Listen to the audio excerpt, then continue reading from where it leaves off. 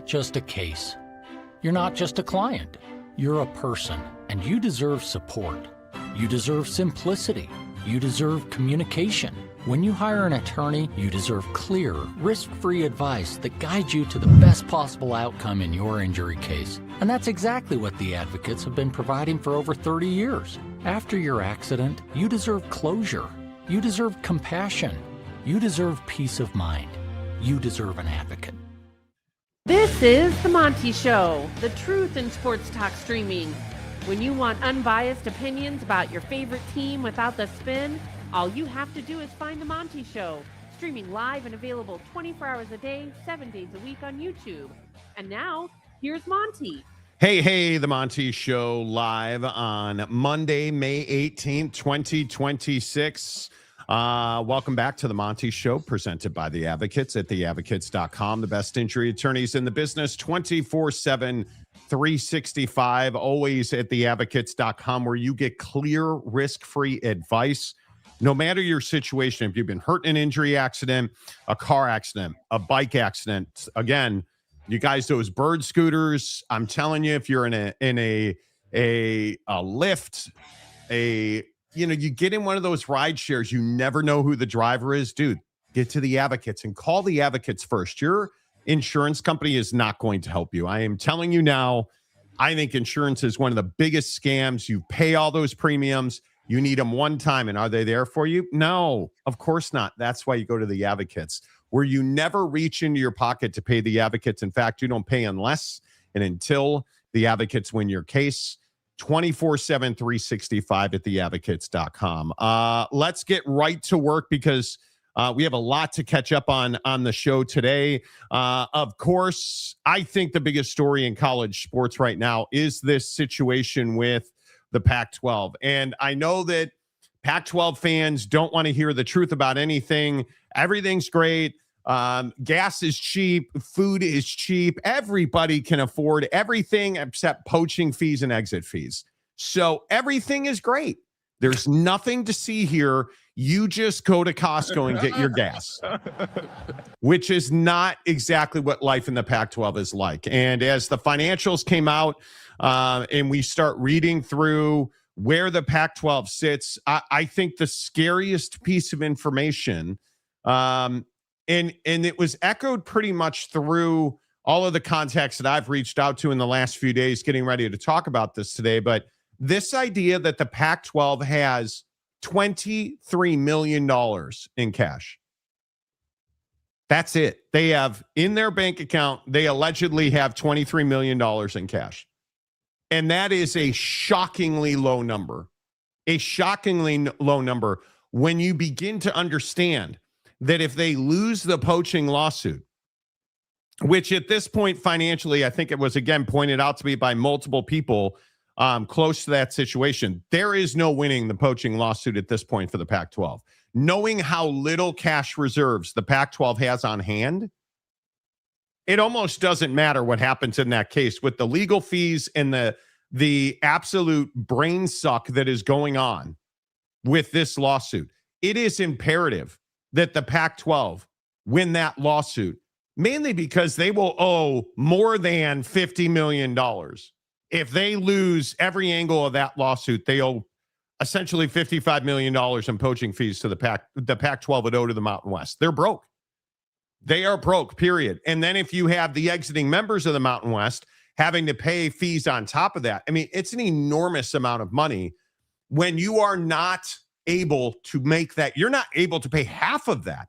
Let's say you lose $50 million. You don't have the cash on hand to pay half of that money. You are essentially at this moment would be insolvent if that ruling came down today. That's how broke the Pac-12 is. And more fascinating than that, it completely explains the theory and the way that we've seen the Pac-12 continue to just delay and elongate this litigation process. My opinion, based on the numbers that I've seen, they never had any inclination to settle this case because they couldn't afford it. The Pac-12 literally could not afford to pay a penny out of pocket in poaching fees or any monies of any kind to the Mountain West. Can you imagine if you're the Pac-12, you've got $23 million on hand? And that is to operate, that is to pay your leases, that is to pay your people, that is to produce your games. Because remember, they don't have some huge TV contract where all of their production fees are taken care of. Like, it is a shocking indication of how much the Pac-12 has vying on these lawsuits. And if you listen to Pac-12 Commissioner Teresa Gould talk about, being for profit, it is listen to her speak. And then while you're listening, consider they've got $23 million in the bank. There's no other conference in the country that owns and operates a for-profit entity like Pac-12 Enterprises. Mike is probably familiar with it given our Playfly relationship, but we essentially took Pac-12 networks and the infrastructure and the technology that existed and transitioned it to Pac-12 Enterprises, which now is a content creation machine, a technology hub, a production facility that has the ability to generate resources, not only with our media rights partners, but with outside clients. So it was tremendous leadership on the part of Oregon State and Washington State to decide to keep that asset. 2 years ago, when they said, we are not selling it, we're keeping it, we're going to repurpose it, we think there's a lot of value in it, that was really wise, because we have something that's different than any other conference has. And I believe in this time period where content is everything, where storytelling is everything, having a production facility with that kind of capacity and that kind of technology will benefit us, not just from a storytelling perspective, but from a revenue generation perspective, because we can sell services to outside clients, and we are selling services to outside clients and creating a revenue stream that no other conference has. Well, you have no choice but to sell services to outside clients, number one. Number two, you would not have gotten a TV deal without it. You would not have distribution, because if you don't have the ability to save a TV partner production cost, if you don't have the ability to save a Fox Sports, any of their TV partners, if you don't have the ability to save their manpower on a halftime highlight package, on a feature package during the week. Hey, here's a feature on Jimmy the quarterback and his family story. You're of no value to that TV network. And when we look at what the Pac-12 network actually, and the equipment and the infrastructure, as she put it, infrastructure maybe, what do I know?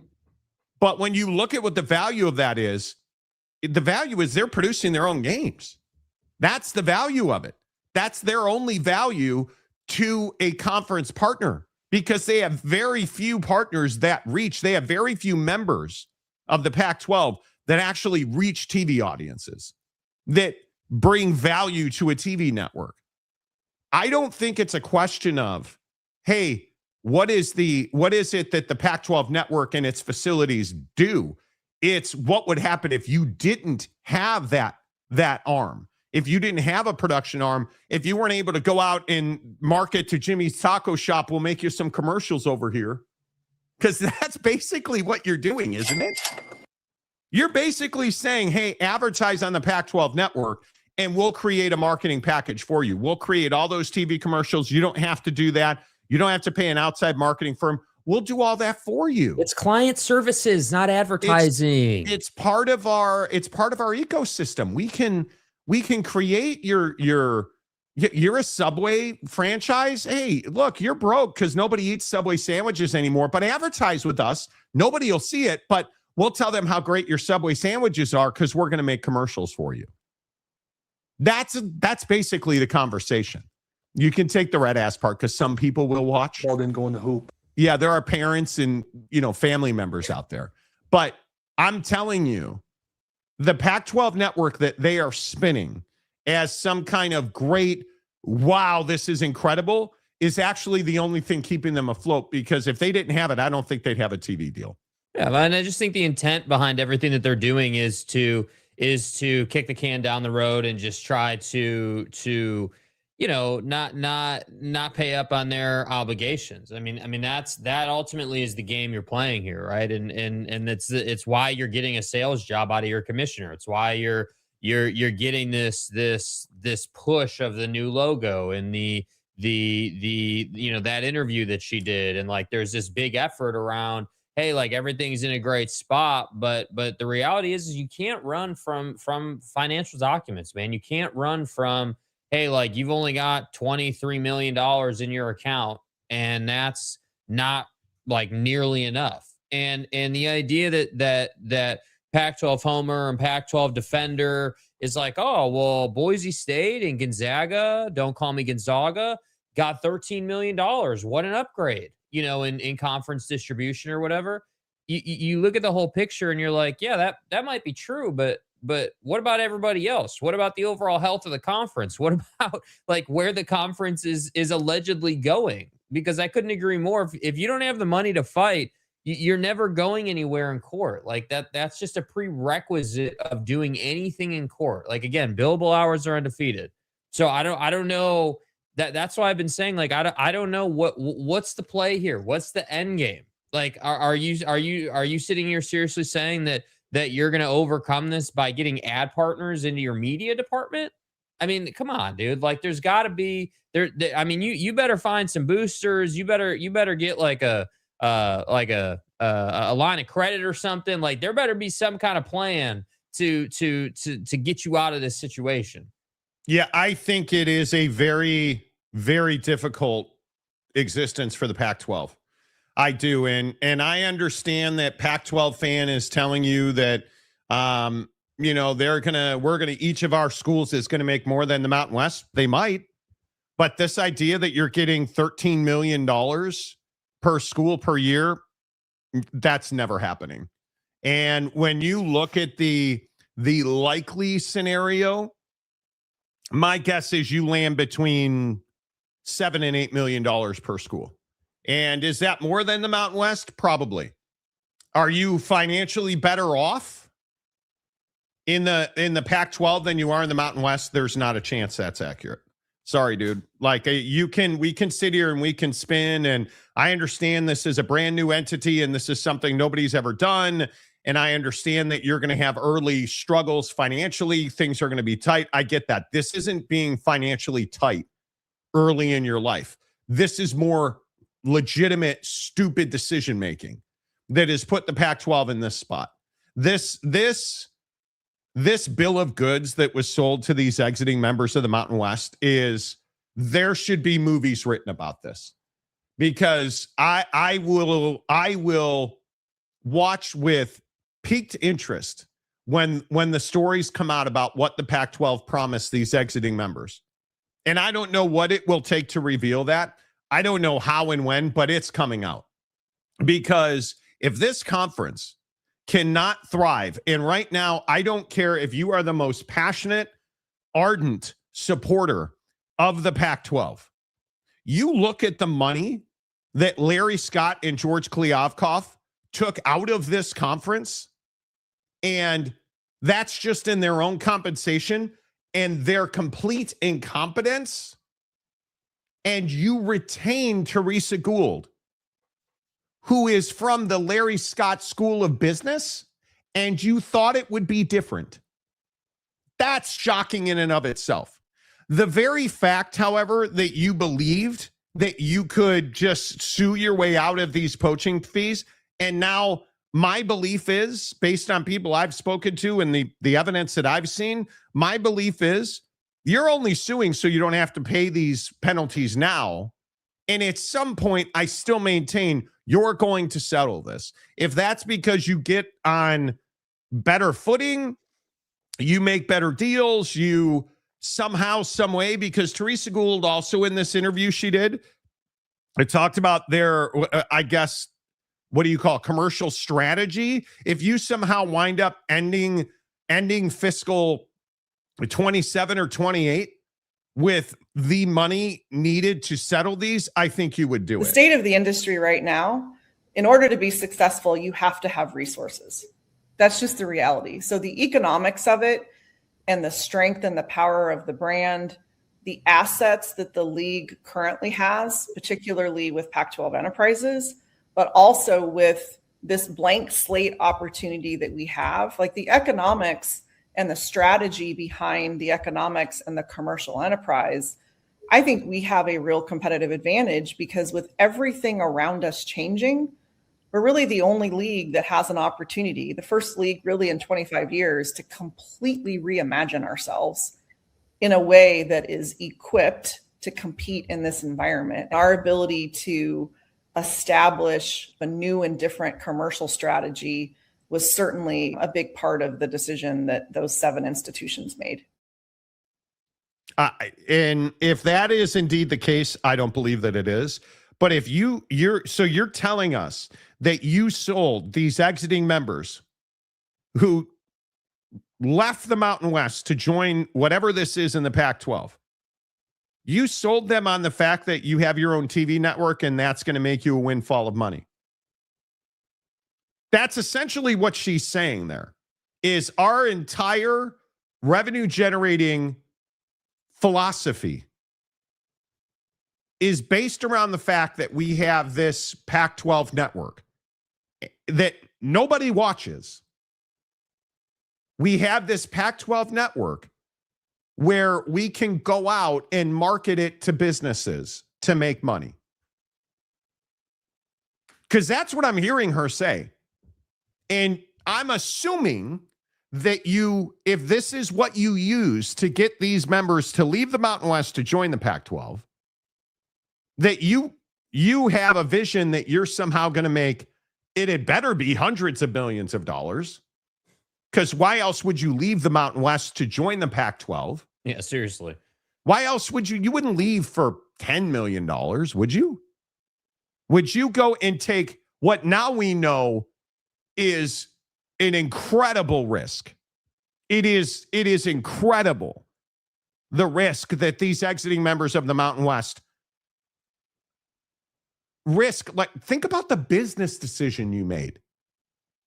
You told yourself, we're going to leave what is, sure, a financially less than advantageous situation.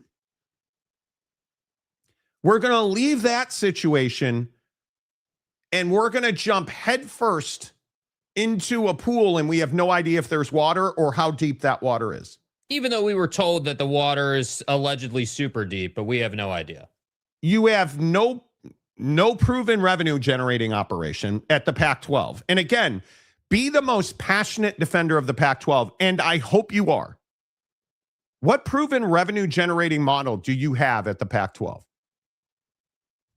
You've never been able to get an advantageous leveraged TV deal where TV networks are paying you hundreds of millions of dollars a year. Hundreds of millions of dollars a year. You were never able to land that. You were never getting $50 million per school per year. You're not getting $10 million per school per year. So your idea of making that up is to go and sell commercial production services to somebody. And I am shocked that that San Diego State, I guess I'm not, because you're some of the stupidest business decision-making people I've ever seen. Facts. Frankly. But the fact that a Boise State would leave the Mountain West, and what we always hear is, oh, the Mountain West doesn't make any money. You have the same TV deal they have. You left the Mountain West to go to the Pac-12 for the exact same TV deal that the Mountain West has. And for what? Because you can't tell me that you somehow believe you're going to make $1 million. Is it $5 million more a year in the Pac-12 than you would have made in the Mountain West? Well, I mean, I think that the obvious angle, too, of the money-making side of it is like, hey, the power status situation that they've been pushing, I think, is a huge piece of what did they sell these schools, right? The imaginative path back to having an auto bid into the CFP and regaining, power conference status or whatever. I think is something that they clearly sold hard. I mean, you wouldn't have. There's no way Boise State or any of these other schools were like, yeah, we're going to leave our current situation, which maybe doesn't pay us as much as we want to, but definitely pays us and is reliable and has been reliable and is going to be reliable, to go to a situation that, yes, is being, again, reimagined and reborn and redefined and all of this, rebirthing material we're hearing about. And there's no way you would have done that unless the vision was like, hey, we're going to get back to where we were. It might just take a few years. It might take a couple of fiscal calendar years to get back to that point. And I really do think that's in combination with what you've been talking about this morning with this Pac-12 networks thing and like, hey, we're going to sell ad partners and all that. Those two things together, to me, are what you sold these schools, because we know that like, think about Boise State. Just as a really good example, like, who is Boise State in the landscape of college athletics? Well, we know that Boise State is an elite, group of 5/group of 6 school. We know that they consistently are at the top. They obviously were just in the CFP. Like, they have been pushing the envelope. They have had success. They've been doing things. But so if you're Boise State, we know that they're always looking to improve their situation. They're always looking for more access, more money. How can we get to the next level? We're dominating where we are, but how can we take that step up? And I feel like the Pac-12 saw that and said, you know what? We have this scheduling alliance. We need to find a way to get schools back in the fold here. Let's go out and let's leverage that desire by some of these schools and sell off of that. And the problem is, to your point, like, now it's coming out, well, hey, the struggle is actually worse than I think any of us, even myself. I frankly, I saw this and I was like, dude, this is way worse than what I thought it would have been. I mean, I at least thought you would have had, money just kind of sitting in an account, right? Like at least like a lot of money. That's all we heard about was war chest and, all the money that the exiting members of the Pac-12, they're paying us. And you've eaten through all that. Yeah. That money's gone. That money's gone. And you now are this commercial operating entity. And this new logo you made is such an incredible part of your product proving ground. But doesn't this logo and we've had our fun with this, and I agree, this logo is ass. There's no way around it. We've covered it. But like, the logo might be the best like representation of what we're talking about this morning, right? You put this logo out, and this logo is a minimalist, super West Coast vibe type logo, right? Minimalist, hey, we're pointing up, and we're supposed to know all this stuff about your conference Pac-12 just network by looking at this. And it's Look like, at dude, this. Wow. Like, wow, like, man, we're just blown away. And it's like, no, actually, you know what this logo really says to me? It's a black and white logo that you've recopied and re-edited like 400 times to colorize with the rest of the schools. But at the conference level, think about what this looks like. Black and white logo, no life to it, super minimalist. That's what this conference is. You don't have a lot of life in the conference. You don't have a lot of heritage in the conference. You're nothing like you were before. And I'm really tired of hearing people make that comparison of, and I understand why Teresa does it. Like, what else is she going to say? But like, casuals and people just observing this situation, this conference is nothing like the old conference. This, what's funny about the TV deal thing and all this money situation? You had the opportunity to be with ESPN before this conference melted down. Like, we're all on the same page with that, right? Like, you had a deal for, I believe it was like 35 a year, 38 a year, right in line with what the Big 12 got. And you turned that down because you wanted 50 a year per school. And that's that. So, like, if you've been following this, you can't forget that those conversations and those mistakes are why you're in this position. And the very same people making those decisions then are basically the same people making them now. So what's really going to change?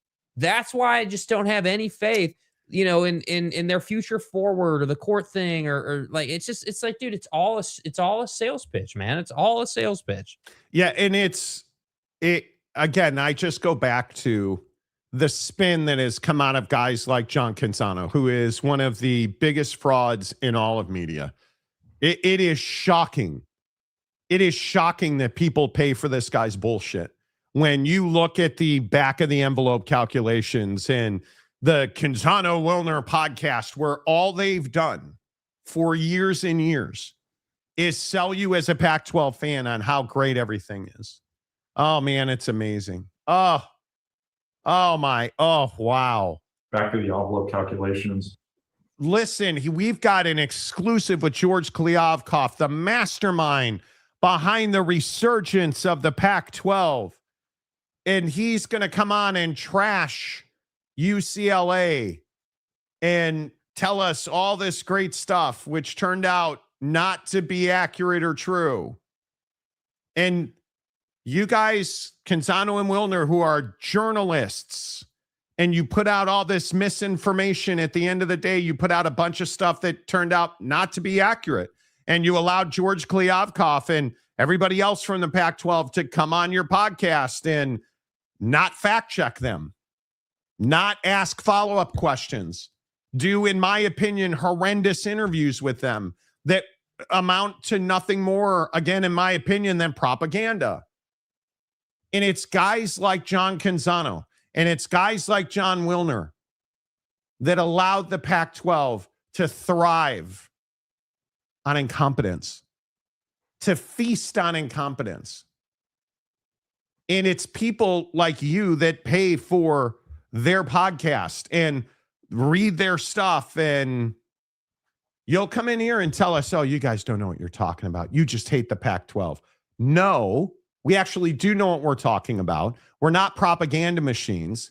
And everything that we've talked about the Pac-12 since the day it melted down has been true and accurate. And this is no different. They're broke. They can't afford to lose this poaching lawsuit. It's as simple as that. You can't afford to lose it. You could, if you lose the poaching lawsuit and you owe the $55 million, can you pay that judgment? No, you can't. Can your exiting members pay their exit fees? Are they liquid to the point where they can afford to pay a lump sum exit fee? They can't. And why is that? Because they bought a bill of goods that Teresa Gould and others were selling. Hey, we have a war chest. We're going to be fine. Turned out not to be true. Hey, listen to all of the Pac-12 mouthpieces. Oh, well, they're going to get $600 million. Never happened. All the idiots that were out there telling you, oh, this conference, Sergeant Schultz in Washington State, we're getting $600 million. We're going to stand in the way. We are standing in the way. We're standing firm, Monty. We're going to stand in the way of the college football playoff moving forward. How did that work out? Did the Pac-12, Washington State, did they stand in the way? No. No, they did not. Did they get $600 million? No, they did not. Do they have a war chest? They do not. Are they broke? Yes, they are. Do they have a transformational partnership in TV? They don't. Because you don't have value. And at the end of the day, when you're out selling, if you don't have value, you don't have leverage. Because you don't have TV audiences. You don't have the Conference of Champions. Why do you think USC and UCLA did what they did? Why'd they burn that thing to the ground? Because they saw what we've been talking about for a decade. The minute that the Pac-12, the original Pac-12, decided not to do a deal with Google, decided not to add a university like BYU, the fate was written. It was over. That's where this all began. And the people making those decisions are still the ones in power in the Pac-12. Teresa Gould is from that school of management. And we expect this to be different. Do we know? We expect this to be different. So you live in your fantasy world, Pac-12 fan, that you've got all this money in a war chest and you live in that world. But tell me how you can factually back up the belief that you're going to get.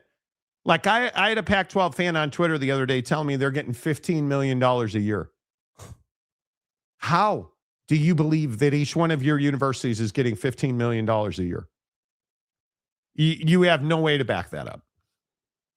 You have no way to back that up. Nope. All right. Let's get your comments in. Welcome back to the comments section. Tread lightly. Welcome to the nightmare. Says, welcome back, Monty and Shaky Two Shakes. Appreciate it. Morning. Jay McClanahan says, morning, guys. No, morning to you, sir. Morning to you. Big Daddy Dallas, welcome back. I missed you guys. No, we missed you. So much. Not at all. Morning. I'm still sick. What do you mean you're still sick? What happened? Were you sick before we went on vacation? What happened? The coronavirus. Matt Ritson, hello. Matt Muldoon. But that, I thought the new logo had an arrow pointing up. Yeah, man. Just, Is that- up and up and up. Is that what this is supposed to be? Is this supposed to be an arrow pointing up? Yeah, the A in the middle there is supposed to represent an arrow pointing up. Okay. Hey, man.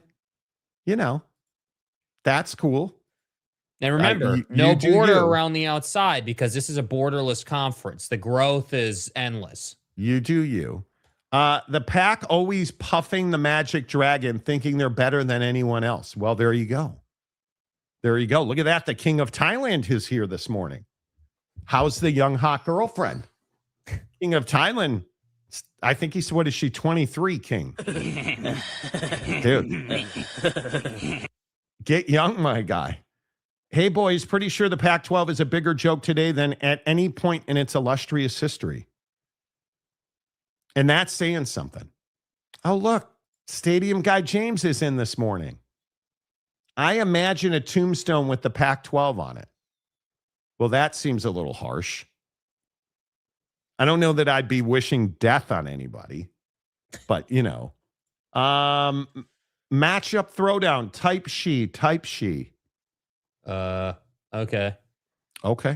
Okay. Ken Maynard, good morning to you. Oregon State and Washington State could have just joined the American football only. They could have. No question about it. Cryptic Warden, how are they supposed to operate? How do you operate on $23 million in cash? Is this not Arizona during the pandemic? Mm-hmm. You guys remember that they were writing checks to pay for sports out of their daily operating money, and then figured out they had made an accounting error and they almost went broke. Like they made a $240 million mistake. Small little mistake. Let that sink in. One university made a $240 million mistake and barely survived. You have $23 million in the bank, allegedly. Cashless. What if you make an accounting mistake?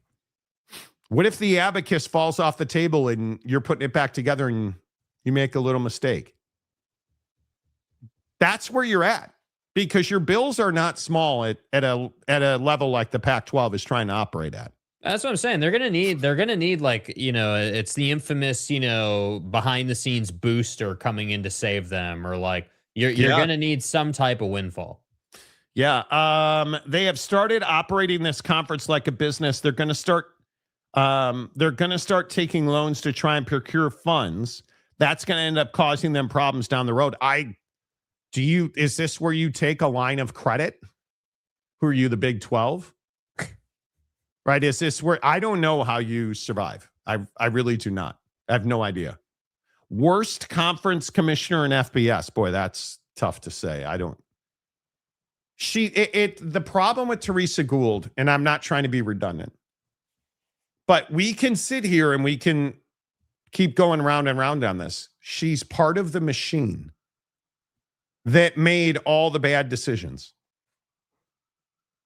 She's been there for a very long time. She is a Larry Scott person. She is a George Kliavkoff person. And now somehow you elevate her. She's the conference commissioner, and we expect a different modus operandi. Now, is she solely in charge? No, of course not. She has conference presidents and ADs she answers to, and totally understand that. There's infrastructure staff, totally understand that. But she's the commissioner. She's the one guiding the ship. She's the one out doing the deals. And I also go back to, how they had, and I don't want to keep piling on people, but, they had the media company that was marketing them as a TV, Yeah, you guys remember that bite we played from Buddy in his little office in downtown San Francisco? And I can't remember his name. It was like a very obscure guy, but this guy was basically, pitched or like shown to the world as like, hey, this is our rep of the Pac-12, and he's selling all these analytics, and like he was like the savant of the conference. And I remember it vividly. He had on like a collared shirt, but the sweater vest that he had on was incredible. Like it was like a gray sweater vest, and it was the ultimate, hey, I'm like a super like nerd analytics guy in the Pac-12, and they're pushing me forward as like the reason you should spend all this money. And it's like, yeah, unfortunately, that's not really how the world works, man. No, it's not. Ken Maynor says Clownzano is a Pac-12 shill. What the best part is, 7-8 people sent me the tweet he put out about how he was ripping Larry Scott and George Kliavkoff. Do you understand that you're the reason that they existed? You are the exact kind of person who allowed them to spout their nonsense. And you did nothing to hold them accountable. Nothing to hold them accountable. You routinely put, like, you put George Kliavkoff on your Wilner Canzano show and did not check him or ask follow-up questions on essentially anything. Nothing. And now you want to write some hit piece about how they're reaping from... Get out of here. Yeah, we didn't forget, dude. We didn't forget, bro. You're all of a sudden now saying that Larry Scott and Kliavkoff were incompetent? Is that what the messaging? Because I'm not going to pay you, and I'm certainly not going to read your stuff. But you're now... Do you guys understand the irony of Buddy John Canzano saying life is good for Pac-12 boondoggling executives Larry Scott and George Kliavkoff? That's what his tweet said. And we're supposed to believe they're the ones at fault? You gave them a free pass. And we're supposed to believe you're just, I just report the news. And that was, again, let's not forget, you marketed that as like an exclusive in-depth interview, dude. Like, we're getting into it. Like, we're having a real honest sit down. And it just wasn't. And I think that, again, it's just all the same out of this conference. Like, I can't escape the consistency with what we get with the Pac-12, which is they're going to say it's one thing and it's like 180 degrees another thing, right? Oh, man, for-profit entity, we're incredible. Look at the new logo, but we've got 23 mil in the bank, and that's not even close to enough to operate a conference. Like, I'm telling you, if tomorrow it comes out that they found a way to get a Silicon Valley booster to fund them for the next 2 years, that wouldn't be surprising at all to me. That if they went out into the market and went and got into some agreement, it won't be a loan. I can guarantee you that. They won't take a loan, but they'll take some type of donation. They'll take some type of They're going to need it. Like, that's what I don't think people are really kind of putting together here. We're sitting here talking about how the judgment in court coming to you at some point is going to be twice what you actually have in the bank right now, dude. So I'm just trying to understand, okay, well, if it's twice what you have, how are you covering that gap? Because sure, you'll get some TV money here in this first season, but that TV money is already spoken for. That TV money is already pre-planned as to where it's going. So it's not like you're just going to get this pile of cash from TV networks and you'll be able to throw it at the fire known as billable hours and that judgment. That's not how it works. No, you're wrong. This is Klyavkov's fault. I mean, they pillaged the Pac-12. I don't, Venom and vitriol. The idea that John Canzano is bitter at Larry Scott and George Klyavkov is hysterical. Yeah, I mean, are you upset with them for making you look like an idiot? Is that what it is? I really hope that you guys see the irony in that. I am amazed by that. Yeah, you know what the real shame too is that it didn't need to be, because once again, I'm always committed to saying it didn't need to get here. That's the thing. That's the reason that I like talking about this so much, because it is truly a story in sports where it's like it never needed to be here, and yet here we are. And it's not the first time, and it won't be the last time in life where like there's a situation that plays out, sports or otherwise, to where a promise was made and a promise wasn't kept, and then people are having to figure out how to get back. I mean, again, the parallels between Golfer Bro, who left the tour and went to live, and these schools going to the Pac-12 only to inevitably have to find their way back to a actual reliable conference at some point. When that day comes forth, because I believe it will, that will be just an incredible story to talk about, honestly. The American is running laps around the Pac-12. Well, to be true, the Pac-12 isn't operating yet, allegedly, with $23 million. They are, but they aren't. USC and UCLA left because Klyavkov was an idiot. Well, I don't know if he was an idiot. We don't know why he did the things he did. We don't know why he couldn't. The failure of George Klyavkov was he couldn't sell his vision to the presidents in the conference. And you were never getting these presidents to go all in on Apple TV, which was one of the things they allegedly pitched. Apple TV's been a complete disaster for most of the sports properties that it's working with. So maybe those presidents knew more than George Klyavkov. Maybe they didn't. But going to Apple TV, as I said a million times on this show, would have been a death note for this conference. They would have been dead. Nobody would have watched. Nobody would have watched. Because you look at MLS. MLS is invisible, dude. Nobody watches. Nobody watches. Like the Ted Lasso show is more successful than MLS. Yeah. Quite literally, a show that's not real about a coach who's not real in soccer is more successful than actual soccer. And remember the Apple TV deal, to your point, right? I just want to point this out just so you guys understand. That Apple TV deal is performance based. You don't get paid unless you have the viewership. So again, it's a deal where like it never would have made sense. And it's terrible because you had YouTube TV in the palm of your hands. You had everything you needed to continue to operate and move forward. Allegedly. You could have allegedly had a deal with YouTube TV. And you could have had distribution through Google channels. And this goes back to Larry Scott not wanting to do a deal with DirecTV. Yeah, I mean, this goes all the way back to that.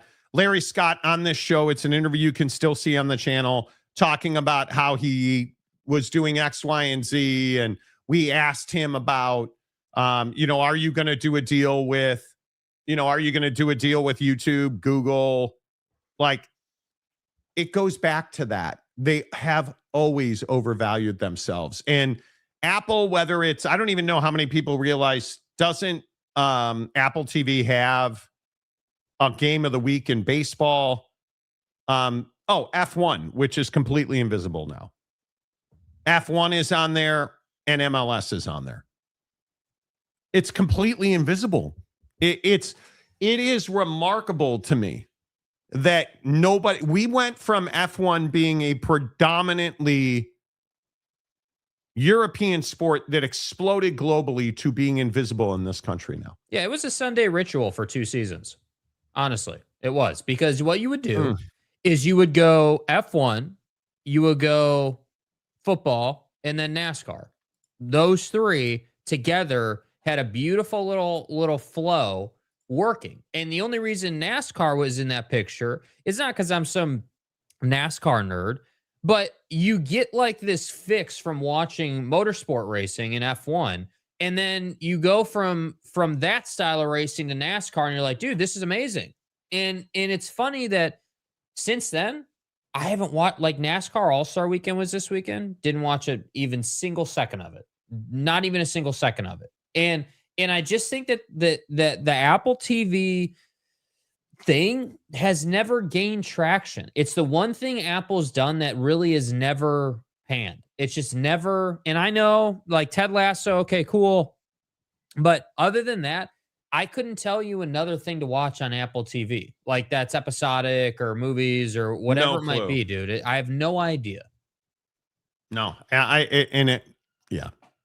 is what it is, right? Ryan Duffy says, Monty, thanks for all the golf videos. I saw white shorts, but never white pants. Disappointing. Dude, it's 100 degrees. Bro, the white shorts was a great outfit, dude. I'll give you credit. You pulled it off. No question about it. I'm not putting on white long pants in Hawaii. No, bro. It was beautiful. It was warm, and it's not long pant weather. Now, the middle 50s here in Seattle, that's long pant weather. You know, is James catching more strays? James, stop the TCU logo. You are now forever an Oak State fan. James, you, sir, can never be a TCU fan. Always catching strays for that. Right? Daniel Dixon says, good luck, Pac, paying for NIL. It is going to be very difficult. Yeah, see, this is my point. Like, again, NIL is a great example. Where are you getting the money if you're a school in the Pac-12 to really go out and get after it in NIL? Like, I understand it's the G6 and you're not having to pay $5 million for your quarterback, but even, let's just say even $700,000, $500,000. Like, you understand when you're at that level, like hundreds of thousands of dollars has the same impact for the G6 that $5 million does for the Power 4. It's all profit percentage. Like, that's the thing I saw over the weekend that I was just shocked by. Like, people look at the numbers and like, oh, well, it's only $300,000. It's only $800,000. Like, what's the big deal? Well, what do you mean, what's the big deal? That's a big percentage of their money, man. Like that, like, it's not some it's not some insignificant amount. No, not at all. The Chad Carter. Hello, Chad. Pac-12 is going to get a loan. Dude, I wouldn't loan him a screwdriver, let alone money. I don't disagree. Type she is just super West Coast drippy drip slang for I agree with you. Oh, okay. Oh man, dude. I see again, maybe that's the Pac-12 lingo that I'm just not educated on, dude. I mean, my fault. Sorry, bro. My bad. Here goes James again. RJC, I just attended my 3rd demon class. So you've gone to 3 classes and now we've just forgotten about Oak State. Stop, bro. Stop. It would be nice if the Pac-12 had some teams to go with their rhetoric. It would be. Right? It would be for certain. Congratulations, James. Yes, congratulations. Wait a second, Jerry. Who's Jerry? What is Monty being wrong about concerning the Pac-12? Yeah. Boy, here we go. What do we got? Everybody hit that like button. Yes, please. I'm terrible at that. Yes, please hit the like button. Please hit the like button. David Persons, a couple of hacks you know a whole lot more than you do, Jerry. Who's Jerry? What the fuck are we... you know. Who's this Jerry cat, dude? Like, I may not agree with Monty all the time, but the dude does his research. Okay. I've researched the fact that you're not a TCU. Well, you are. Never mind. Pac is a fail before it even relaunches. Well, I don't necessarily know. To wrap up this Pac conversation, what does the future hold for the Pac-12? I think it's going to be a very difficult 5-year stretch. And I think it's going to be very difficult. We're never going to know the media distribution that these universities get. I don't think we'll ever have the total picture. I think the whole point will be to muddy the water. And I think the whole point will be to never be fully transparent about how much money they make or don't make.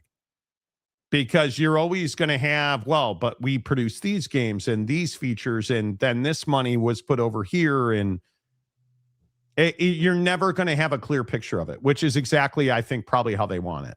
Mm-hmm. And we can get financial disclosures, and we'll see how much Washington State and Oregon State and everybody else gets distributed to them. It's not enough. And I think this is part of the problem for Pac-12 fan. It's not enough that you make more money in the Pac-12 than you made in the Mountain West. Do you understand that? Because ultimately, if you don't have access to things like the college football playoff, if you don't have access to more brand deals, if you don't have access, if your media rights deal has an invisible cap on it, why did you make the move? If you are being forced, if part of your deal with the Pac-12 is that you have to invest in infrastructure and growth of the Pac-12 network, will you ever fully own it? Do you want to? My guess is you don't. Because it's not worth anything. Ask yourself that question. What is the Pac-12, this beautiful broadcast facility in San Ramon? What is it really worth to Boise State? Nothing. It's worth nothing. It's not like Boise State is somehow now going to be like, oh, well, Albertsons needs a new TV spot. Let's send him to San Ramon. It doesn't work like that. Like, in all seriousness, like, what is it going to take? What's the measure of success? If you are one of these exiting members, if you're San Diego State, what does it look like to be successful? Well, you have to start winning college football games. You have to continue to go to the NCAA tournament in basketball, and you have to grow your women's sports. Does the Pac-12 help you do that? Not right now, with $23 million in cash on hand. That's going to be tough to measure that. It's going to be very tough. Yeah, but Ted Lasso was a very good show. Haven't seen 1 second of it. You know, I literally only have Apple TV because it's part of a package with deal with T-Mobile. Is it good? Lopes Fan Gabe, hello. Like button. Yes, please hit the like button. It really helps the channel grow. I appreciate everybody watching the show. Please give us a thumbs up. I would love to see how these new Pac-12 schools feel about this. You can't tell me they're just over the moon about things, dude. How could you be? Seriously. American has what the Pac-12 doesn't: full ESPN coverage, an innovative commissioner, and an East Coast presence. Well, is an East Coast presence required? Again, we get into this East-West thing.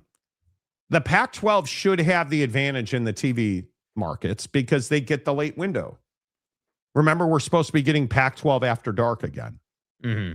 The game has to matter for it to be like Pac-12 after dark. Yeah, that's the thing, that you can't escape, lack of relevance. Like, I agree that there will be a couple times a season where Boise State will be playing a game of leverage, or like maybe if Washington State can figure it out again, and get back to being, just competitive, enough to where you would garner some interest from national football viewer who's, because again, think about it. Pac-12 After Dark was, and again, just for the record, FTR, some of my favorite college football moments were Pac-12 After Dark, right? Certainly. Pac-12 After Dark was, hey, I've been watching college football all day, went about my day, but now it's dark out. It's the end of the day. It's me in the tube, and I've got my cold beer, got my food or whatever. Let's enjoy this for the next couple hours.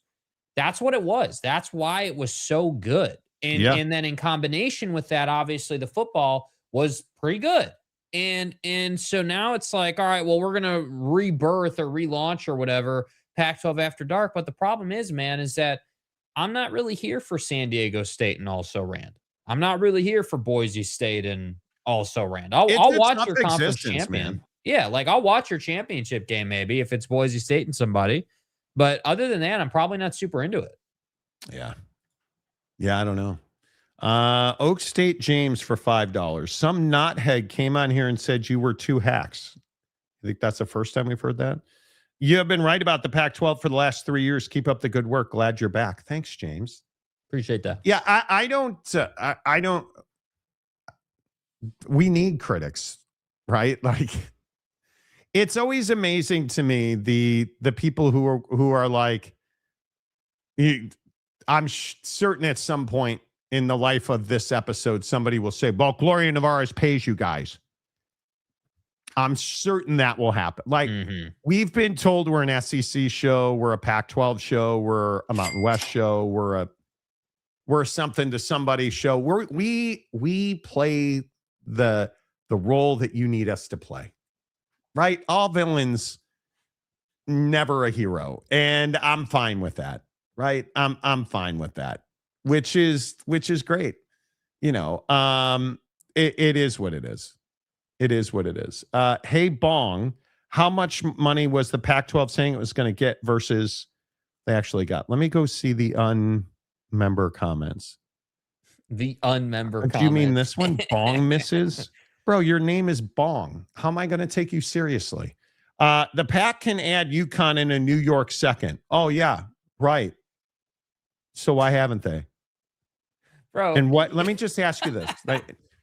And I'm being serious because, again, we're hacks and we don't get anything right ever. If they could add UConn in a New York second, why haven't they done that?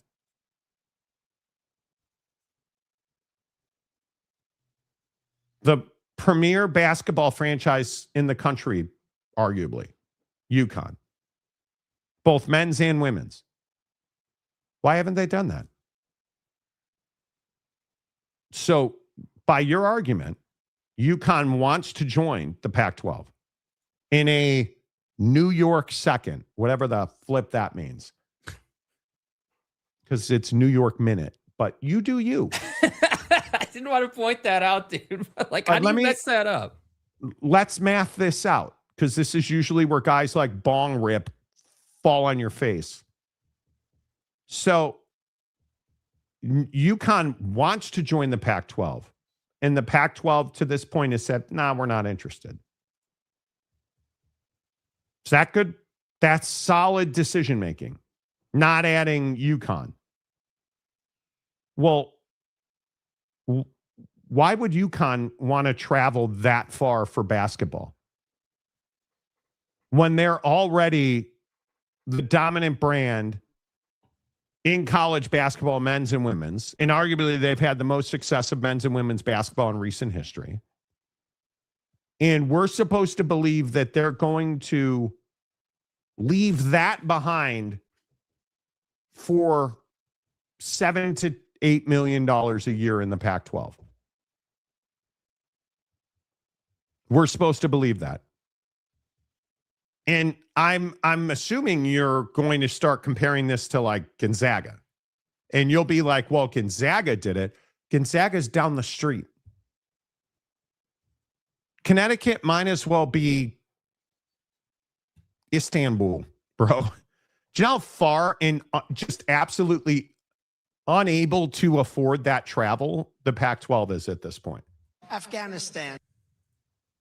It's stuff like this where I just want to ask you, what planet do you live on? And please, before you comment, put the bong down. Direct. Because it is clearly impacting your decision making. Clearly impacting your decision making. Oh, look at that. Timothy O'Hara. Pac-12 would have been fine. These lawsuits are killing them. They're not easy. Bong misses again. Don't worry about the Pac is going to get you G5 also rans. Make me sick. You should probably double check your typing. This is why I don't get into the non-member comments. The unmember comments. Unmember. Yes. Okay. Right. Why is no one asking why James is being nice? What's he up to? Well, it is a concerning. fair question, dude.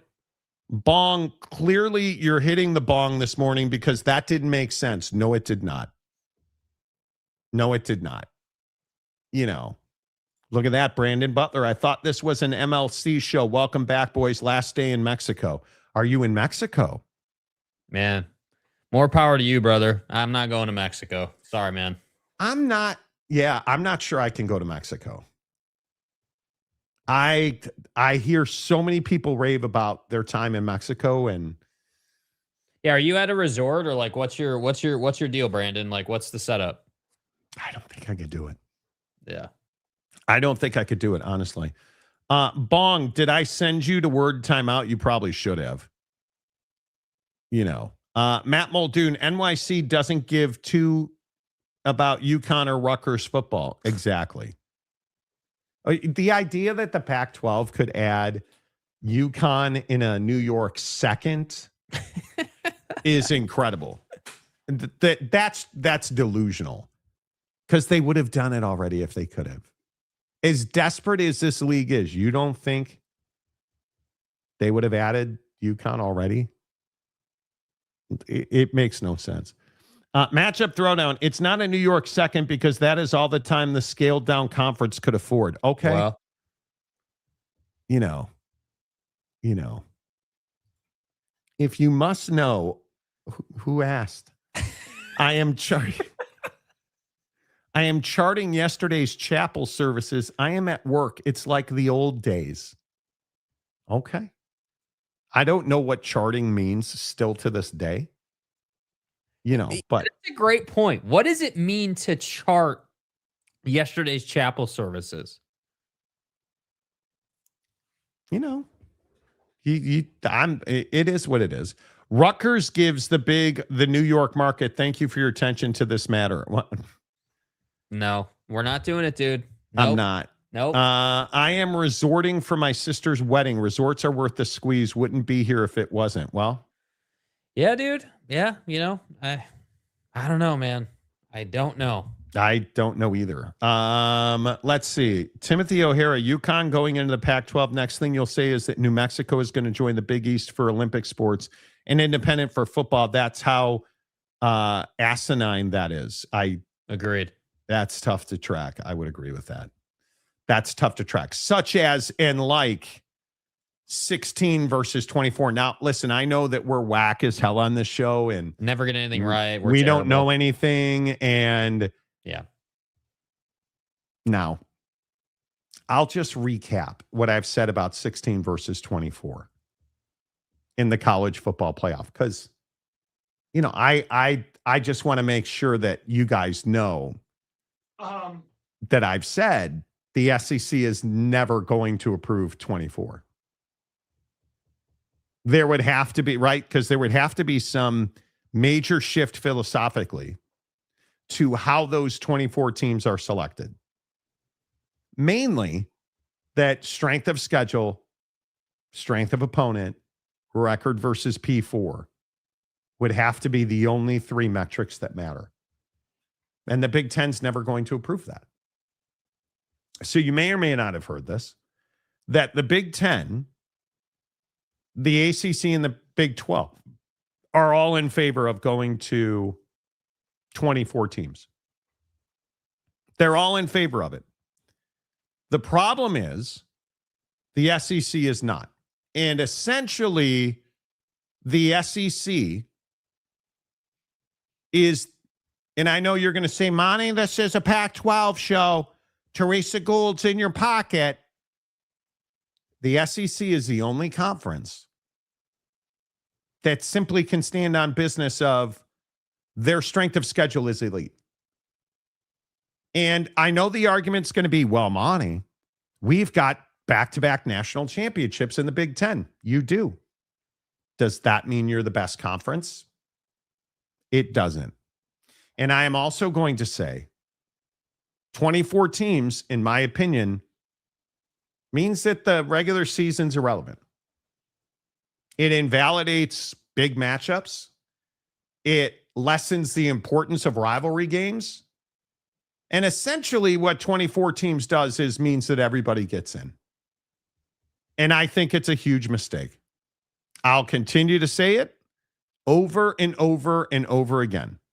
And we can sit here and go round and round, but I'll go back to what Kevin Clark said the other day on the show when we played that bite. I'm telling you, 24 teams absolutely invalidates the regular season. I think that college football should be run by people who like college football. And every decision, every idea I've seen, Paul, about playoff expansion seems like it's come from people who don't like college football, don't know why we like it, and it's really starting to tick me off. A 24-team playoff would be a disgrace. And I think that even now, frankly, I think 12 is too big. I thought 6 was the perfect playoff size if you wanted to stop there. But we know that they can't help themselves. I get that. So 12, and then if you have to, in a decade, go to 16. Fine. But the idea of 24, the idea I've seen floated of 32, I just think it's ludicrous. The number one thing is making sure that we don't lose sight of why people like college football. And we don't lose sight of the fact that October 15th and 22nd and 29th, those can be the best days on the sports calendar. It's not about the playoff. It will never be about the playoff. I don't think the playoff will ever be the focal point of the sport in the same way March Madness is. I don't think that's ever going to happen. No, it will never happen. It will never happen. And if you add 24 teams, you're essentially saying the regular season isn't important. All that matters is don't lose 4 games, because if you only lose 3, you're getting into the college football playoff. Is that not the argument that 24 versus 16 makes? Yeah, I mean, there's no question it is. I mean, it's the regular season being, basically made irrelevant is I just think terrible for the sport. I mean, obviously we're all here for big games, but what makes a big game? Well, what makes a big game is consequences of that game, right? What makes a big game is the the ability to say, hey, well, Texas and Ohio State are playing. Winner of this game obviously is in a great position with strength of schedule. Loser of the game potentially is in a really tough position. Down the line, right? It's what makes Notre Dame's situation with Miami so interesting, the regular season. And I think that the regular season being irrelevant makes things like the AP or like the ranking shows pointless, because even when we get to ranking season with ESPN and when they're doing the weekly show, why am I even going to watch that until there's like the final 2 weeks? Like what even is the point? Because 3 lost teams are getting in, and for sure that they're going to push from a media standpoint those couple of 4-loss bubble teams that are trying to get in. That's going to happen. So I just think it's not surprising, but the thing that I don't like is that it's turned into this, it's those 3 conferences versus the SEC and ESPN. That ESPN is somehow the sole driver of this situation, when in reality, yes, ESPN doesn't want it to go to 24. That's it's a lot of work. But Greg Sankey and the SEC don't want this thing to go to 24 because it's just a handout. And that goes against what football is by nature and what they've built in the SEC. And that, I guess, is the problem. Like, I'm not surprised. Of course, the Big 12 and the ACC want 24 teams. Like, are you kidding? Like, if there were 24 teams, the Big 12 would get the most teams it's ever gotten into the CFP. Of course they want 24, bro. What did you expect, Brett Yormark, to say no? Like, of course they're going to say yes. Yeah, this is irrelevant. My opinion is that 16 is as big as you should ever go.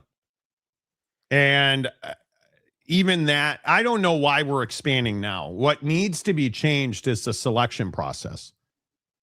You don't need to add more teams. I don't understand. Why are we watering it down? Because we don't want to play quality competition the entire year. That's why. Because we don't want to be accountable to we play a soft schedule. And the funny part about that is the soft schedule portion is for different reasons. So like in the Big 12, the soft schedule portion is born out of indifference of wanting to be good or not on the football field, right? Like we've talked all about how the Baylors of the world, or whoever you want to point to, just aren't real invested in football right now. They have been in the past. They're not right now. So the Big 12 is struggling to get 2 teams into the CFP.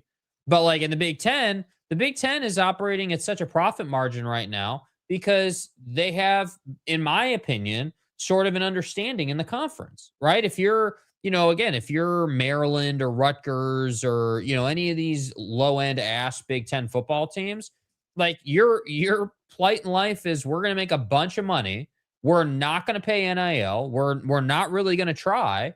And like 4 wins is good enough for us. Like that's fine. We don't need to go to the CFP because we're making all this money from the TV deal. The real equalizer will come in when that Big 10 TV deal is no longer a situation, no longer contributing. Because then what's going to have to take place? They're actually going to have to start getting into the CFP with more than just 2 or 3 teams. And unfortunately, that's not going to change for many years. So that's why they don't want to change the selection process. That's why they want more teams, because that's just the easy, why wouldn't you question if you're the Big 10? Yeah, I think it'll be very interesting to see who and how this, because I think there's a lot of momentum for 24. And usually when that's the case, you end up getting 24. How are you going to get ABC and ESPN on board with that? How are you? Because I still maintain if you go to 24, you're going to have a play-in model, and those games will be somewhere else other than ESPN and ABC. Mm-hmm. And I just think at some point ESPN's not going to want to continue to pay for college football that is not marquee. They already have 99% of the biggest games. You already have, pretty much every game of consequence outside of the Big 10 championship game, or you have all of the biggest games on ESPN and ABC. Why would they? Because you go to 24 and do playing games, I'm telling you, you're watering it down. If you add in the G5, I promise you're watering it down. And I don't know why ESPN would want to pay for that. It doesn't make a lot of sense to me from a business perspective. And so we'll see how that plays, but 24 is bad for business, man. I'm telling you, and everybody gets in model. There's a reason the SEC is not in favor of it, and the Big 10, the ACC, and the Big 12 are in favor of it. Because what is it? They all want free passes. It's as simple as that. I understand it from the ACC and the Big 12's perspective. I totally understand it. You cannot raise your bar in that conference. You look at the ACC, they have financial issues. They have infighting issues. You look at the Big 12, I think outside of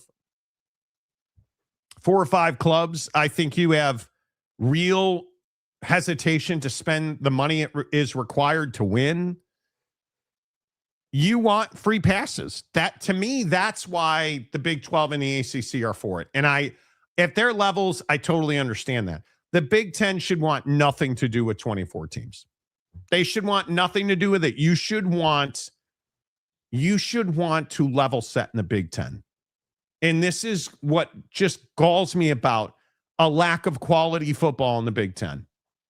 You have every reason to win in the Big 10. Oh, except you're already getting paid a ton of money. You're getting and this is the $100 million per school per year problem. I'm getting $100 million. Why am I going to spend any of that? Yeah. I'm Minnesota. I'm Rutgers. I'm the dregs of the Big Ten. Why am I going to spend the requisite amount of money to compete with Ohio State? Why am I going to do that? So they don't. And they don't. They don't spend and they don't compete. And so we wind up with Ohio State, Michigan, Penn State, Indiana. For as long as you have that money at Indiana, you're going to be able to compete because Sig's excellent at what he does. And then who else? Who's the next Mark Cuban in the Big Ten? Who's the next program in the Big Ten that has a donor that's willing to fund an explosion of talent through NIL? Because that's truly what this is about. The portal is an arms race, and I think we all know that. And we're going to talk about Kalani Sitake here in a minute, but he said something interesting the other day about how we're never going to get into a bidding war. We're never going to outspend opponents. That's exactly right. Because BYU doesn't have to. BYU's after quality, not quantity. And my question in the Big Ten is, why are you not after quantity and quality? You have the money. Why are you not doing everything you can do at Rutgers to win? Why are you not winning at Wisconsin, at Nebraska? Why are you not winning? You're not willing to spend the money that's required. Matt Rule, in my opinion, and I know we've fought tooth and nail over Matt Rule on this show in the past. Matt Rule's not a bad football coach. Has Matt Rule ever proven to be an elite football coach? Certainly not. But he's better than the resources he's not getting at Nebraska. Yeah, my belief is that Matt Rule has a money problem and a resource problem at Nebraska, which is why Trev Alberts is at Texas A&M and not Nebraska. I don't believe that Matt Rule's a bad football coach. Yeah, Matt's got $29 million in NIL on his roster, and the top Big Ten schools have 40 plus. So, I mean, there's clearly a discrepancy. I do think that, I do think that Matt, if Matt was able to spend the same, obviously it would be closer, but it's hard to say. I think that, I think the problem is like I'd rather look at Matt Campbell than Matt Rule. You look at Campbell and you got to ask the question, what are the expectations, right? I mean, Penn State's the best example of how much are you willing to spend to get it off the ground as fast as possible, right? Like if you're willing to spend 40 to 50 a year, you're going to get talent there, and you're going to get talent there in mass. People know, hey, if you go there, that's a school that is capable of competing for a national championship. Because I'm a big believer in that as a recruit, right? Like if you say to a recruit, here's school A and here's school B. Well, if school A has consistently been in the college football playoff or been around it or been in it to a point where you can say, yeah, if I went there, I could totally see us competing for a national championship, versus school B that maybe has a recently newly hired head coach, but doesn't really have a track record like UCLA, let's say, hey, like spending money, but doesn't have a track record in CFP. Well, of course, you're probably going to go to Penn State, or you're probably going to go to Ohio State, or any of these schools that regularly compete in the CFP. And so that to me is the biggest problem for the Big 12 and the ACC, is that they don't have, like, the Big 12 doesn't have a single school that they can stake to, hey, this school could compete for a national championship. You can't even say that about Texas Tech. Like, you're not there. You're not national championship good at this point. So that's where I sit here and I say, yeah, sure, the 2014 playoff, I agree with you, has a ton of momentum, which means it'll probably get done. Does that mean it's good for the sport, or it's somehow encouraging the right behaviors in college football? Absolutely not.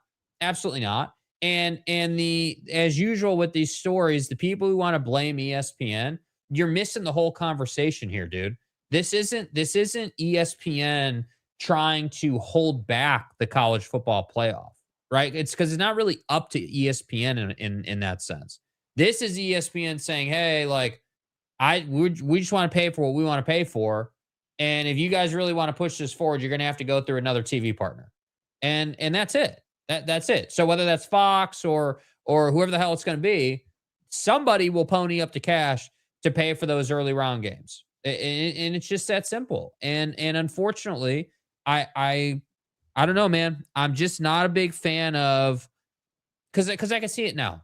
Okay, 24 teams.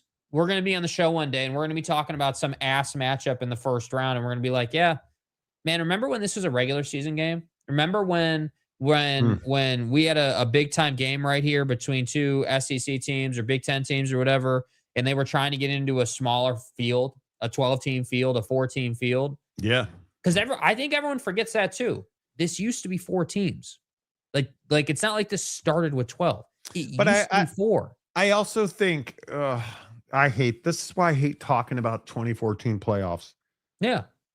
Because so many universities that play football and basketball don't want to win because they don't want to spend, because education's expensive right now. The funding is being cut. You have so many of these universities that are, you look at, I was reading an article the other night about, you want to know what a sycophant I am? I'm in Hawaii, unable to sleep in the middle of the night, reading an article about how Indiana is consolidating programs and cutting and slashing. And like, you look at how universities are having to parse their money now, and they're eliminating not just the lacrosse team, but they're eliminating entire curriculums. Mm-hmm. You're getting rid of entire departments at the college level. And then you ask yourself, well, why doesn't TCU want to do what's required to win in college football? Well, because they're not generating. What did Texas generate revenue-wise last year? $340 million? Yeah, something like that. The number one revenue-generating university in all of college sports is Texas, and at $340 million. And you look at, like, Ohio State, I think was $295 million. Big 12 schools aren't even participating at that level. And I look at Texas, who Big 12 fans willingly held the door for. Say, get out of here. We don't want you in this conference. And they just made $340 million. And you look at, speaking of Trev Alberts, you look at Texas A&M at $230+ million, former Big 12 school. And Oklahoma, $230 million, former Big 12 school, who you held the door for, Mike Gundy. Scumbag. Right? Like, you look at, hell, USC making $230 million, former Pac-12 school. There's a reason that these universities want to play in the Big Ten and the SEC, because they need the money to survive academically. So then we get into these 24, 16, 12, 10, 2, 9, 6 playoffs where everybody seems to have the right number. And I'll just go back to what I've said. And Reese Davis from ESPN agrees with me. 24 is not good. I think 24 is preposterous and 16's bordering on it. I wish they would leave it at 12 and do an extra round of games on campus. Right now, the struggle is largely due to business and control, and it's not necessarily for the good of the game. And the coaches who are getting behind this, I believe, and reasonable minds can differ, but the coaches who are behind this think it's going to save their job. It's not. It's not going to save their job. I'm telling you now. Goes on to say later in the clip, hey, look at Kurt Cignetti. What, like, not that they're going to fire Kurt Cignetti, but is the expectation not championship or bust now that you've done it? Is that not what the expectation is at Indiana now? Yeah. How could it be anything less? I mean, the only truer words spoken are that Ken Mainer's a stud because he gifted 5 Monty Show memberships. Oh, okay. Let me see here. There you go. Thank you. Nice. Ken Maynor, we appreciate that. In the comments section, after you hit the like button, Where are you 12? Are you 16? I think 12 is the maximum it should ever be. I still maintain that. I think it has to be merit-based. I understand we're going to go to 16 or 24. 12, 16, or 24. Where do you guys come down on the college football playoff? I would absolutely, I'd be at 12. So, but I made the 2014 playoff. What do you mean you wish me well in the future endeavors? As an Oak State fan, do you guys see how asinine it is that you held the door for Oklahoma and Texas to leave this league? That you rooted, is Texas back again? They made $343 million in revenue last year. And you quite literally held the door and packed their shit so they could leave the conference. Yes. You brought moving boxes and tape and were like, how can we help? How can we get you out of here very fast? Pack everything up. We're out of here. Let that sink in, that the Missouris, the Texas A&Ms, the Nebraskas, the Texas, the Oklahoma, all the universities that used to be in this conference and now are making exponentially more money than anybody else in this conference. Let that sink in. I will never understand it. I'll never understand it. And Oak State fan, you're one of the worst offenders of this, because you were so sure that you didn't need Bedlam, and you were so sure that you didn't want Oklahoma. It's a huge mistake. Can you imagine the Big 12 with Texas, Oklahoma, Nebraska, and A&M? Just bring them back. And now Tech. Can you imagine how much better off, how much stronger the foundation of the Big 12 would be? If you didn't have to worry about Sonny Dykes in Fort Worth or, Chrome Dome down there in Waco. If they were just irrelevant, if it didn't matter that Matt Campbell went to Epstein U and left Ames, if your survival wasn't very closely linked to Kalani Sitake not taking the Penn State job. But instead it is, because you have all these other major football brands that are thriving in the SEC. And that might be the worst part. Most of them went to the SEC.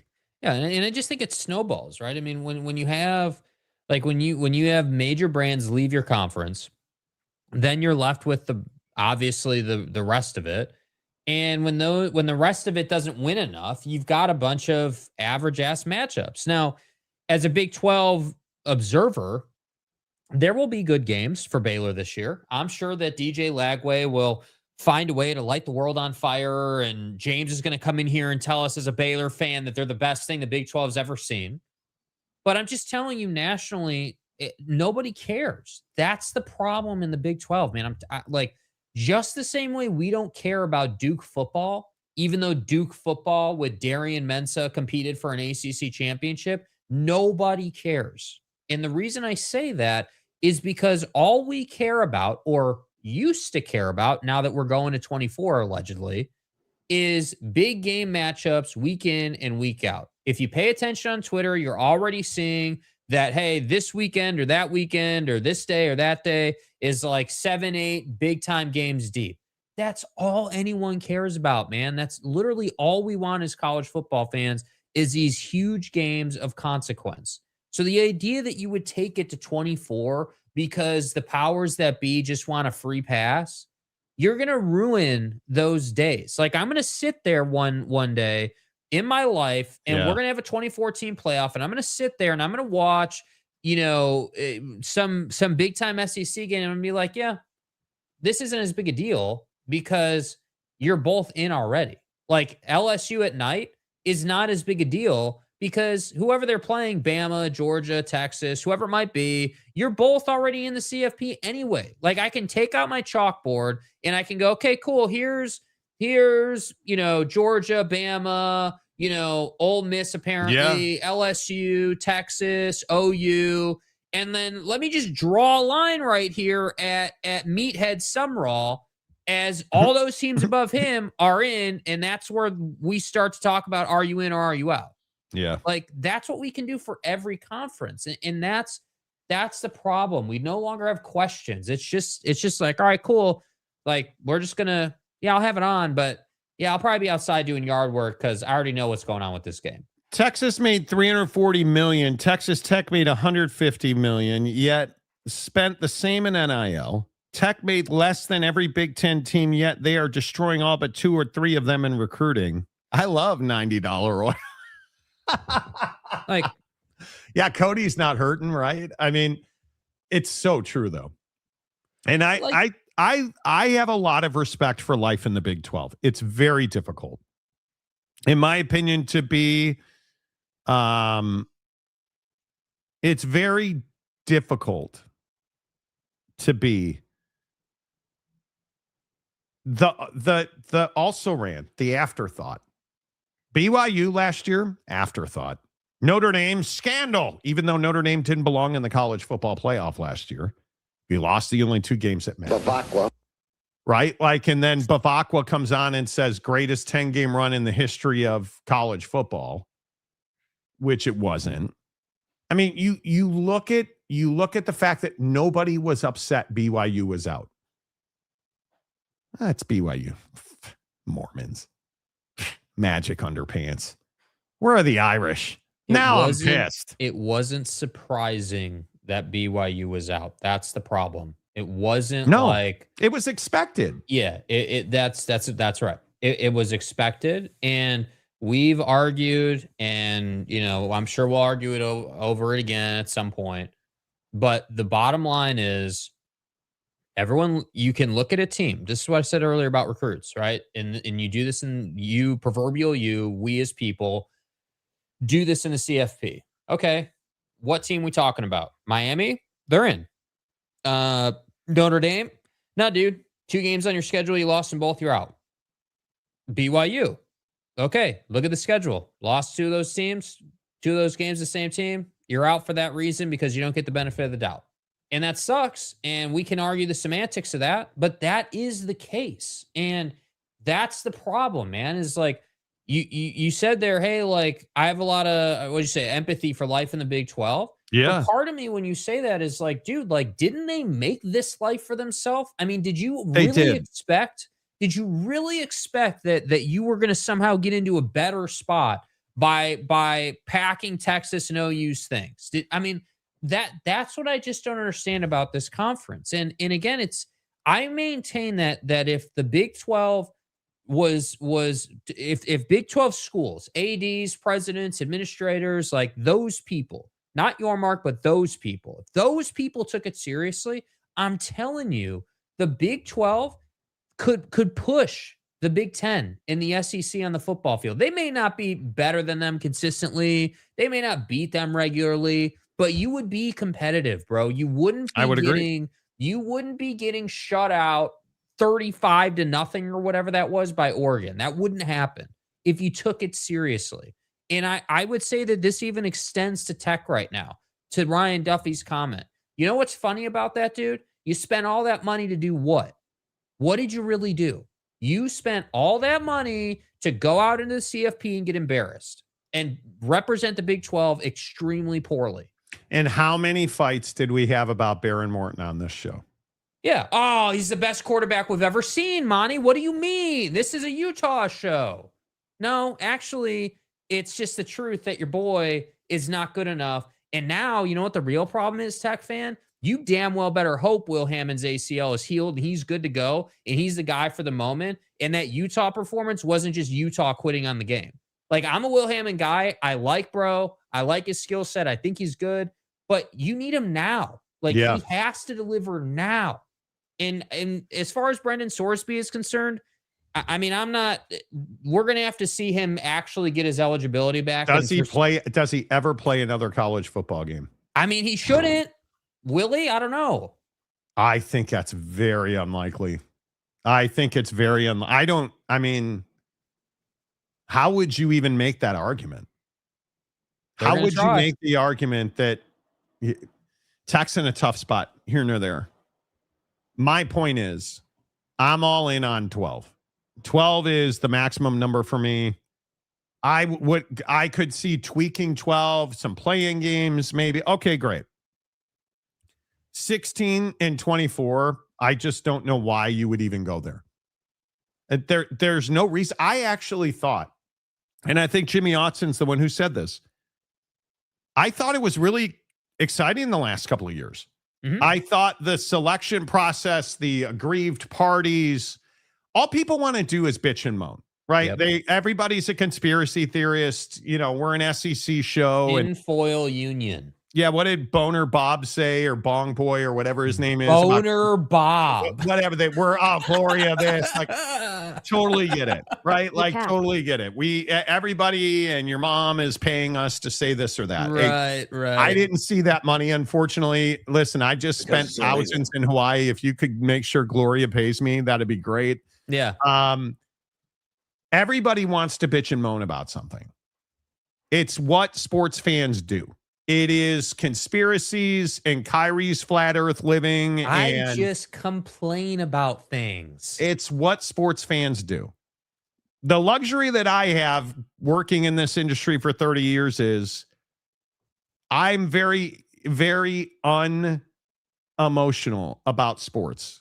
I have very few brands that I get my balls twisted over. And I am telling you now, I don't have a dog in the fight for a 12, 16, 24. I'm a Notre Dame fan, and we're in no matter what. So suck it, right? Like, it is what it is. You are what you are. So I don't have to worry about it. But my point is, if everybody gets in, what's the point? Yeah. The regular season is meaningless. And I am somebody that loves that crisp, cool air of late September, early October. Yes. And BYU and Utah's game meaning something, really meaning something. That, because it has. At some point, Michigan and Ohio State, that game means something. That at some point, when we have the largest, cocktail party on the planet, that it means something. That Texas and OU means something. And when 24 teams get in, we can lose 2, 3, 4 games. Remember when losing one game meant you were in real jeopardy of not making the postseason? That's it. One game. That's it. You lost 2. Your season's over. Don't talk to me about, Saban bought all his talent and they had this unbelievable advantage. Dude, you don't know what it's like to be on that fine of a line. Oh, hey, you lost one game? Yeah, sorry, Nick. That's not your year, dude. Over. And in fact, dude, you lost one game 2 seasons in a row. Now we're going to have to start talking about firing you. Like, do you understand that, dude? Like, that's what I think people don't understand. So when you have, just also ran, head coach in the Big 12, coming out here complaining about money, or we don't need Bedlam, or we don't need this, or we don't need that. Like, you don't know what it's like to compete for national championships. So you just complain about the stuff that you think is important to you that actually isn't that important. Like that, 100%. That's the crazy part about it, dude. Like, look at the brands in the Big 12. BYU, from a brand perspective, fits into the CFP just fine. They're big enough nationally where they can fit in, but they have to go undefeated. They have to go undefeated, and they have to take it out of the committee's hands. If you're undefeated, you're in the CFP. If you're not, you're not. That's the problem for the Big 12 right now. Yeah, I agree. I totally agree. Marcus would like to point out that I've broken the show rule of reading non-member comments in the quote, shit show is alive and well in the comment section. Come on, dude. Okay. First of all, thanks for the welcome back comment, dude. Man, that was really heartfelt and just a warm welcome back, man. Wow. Thank you. Yeah. I think the non-member comments are never good. So, Stadium Guy James, also never good. Bong, the Big 12 is going to survive because they added good teams. They're going to compete for Big 12 titles. Yeah, Okay. Here's the problem, dude. You can't attach the good label to Colorado. That's the problem. No, I would agree with that. Sorsby can play at Liberty. They like redemption projects. Yeah, give him the Charlie Brewer treatment, right? Jesus Christ. Exactly right. James, maybe not Colorado. Exactly. Scoop. Hey, Scoop. The Flat Earth Society. Exactly right. Exactly right. Stadium Guy James. The only thing that Bong has said that is true is that the Big Ten does want KU for basketball. Yeah, but here's the problem. Everybody wants KU for basketball. Like, who doesn't want KU for basketball? Randomness. That system sucked ass. A quality comment there. And we were saying that. You know. We're really adding to the show with that one. Anytime the comment says sucked ass, you just know that it's just a very generalized comment. Oh, Yeah, wow, man, that chicken burrito sucked ass. Wow, thanks for the depth on that. Jake is spot on about the Big 12, undefeated or bust. Isn't it always? Yeah. Isn't it always? I mean, it's wild to me. It's always the Pac fan. It's always Pac-12 fan. They're, you know what they are. I feel bad. Like, I think the perfect example of this is Oregon State football fan. Oregon State football fan had done everything right. Reser Stadium was going to be beautiful. They had just beat Oregon, Bo Nix, like the whole thing. And then the Pac-12 melts down, and they absolutely got a thumb more than knuckle deep right in the brown eye and had nowhere to go. No fault of their own. And they came on the show and were talking about burning their diplomas and their football jerseys, and they were never going to eat beaver again, which is a personal decision. And I don't question you for that. But the point is, you were on at like Oregon State fan is the aggrieved party. They are the victims. They are the martyrs. Everybody else, you followed Kurt Schultz. Like, did you think that was going to end well? You believed idiot face who was like, oh, $600 million coming our way. Never happening. What an ass take. You don't know anything, Monty. I know we're wrong about everything. I'm just telling you, like, the G6 needs its own playoff system. It has no business competing in the college football playoff. None whatsoever. No, it just deserves better than that. And there's revenue to be made by having their own, which they are, as we exclusively reported 2 weeks ago. They have the framework of a college football playoff for the G6. Yeah, I don't think the 24 team is being created with the thought of including the G6 at a higher rate. I think that I agree. The G6 needs its own playoff, and yeah, we did report that, and I think that it would be good. See, like, if you're the Pac-12, this is my point. See, I'm so glad you brought this up. If you're the Pac-12, why are you not championing? Why are you not on the forefront of the new format for the G6? Why are you not, hey, we're the Pac-12, we're going to push this thing forward, because what we know is if we're so good and we're so dominant, we're going to get the lion's share of the CFP at the G6 level, or whatever they're going to call it. That's what you should be doing. It's that kind of creative thinking that they don't have right now. And I just think it's I've always thought it's such an opportunity for the G6 to have their own format. They really need it. Yeah. Rock and Rant, good morning. Not sure if you caught it while on vacation, but reports said ACC has no split on 24 team. Then Mario Cristobal came out and said he wasn't in favor of it. Norvell wants 138 teams for the record. I think Norvell's onto something there.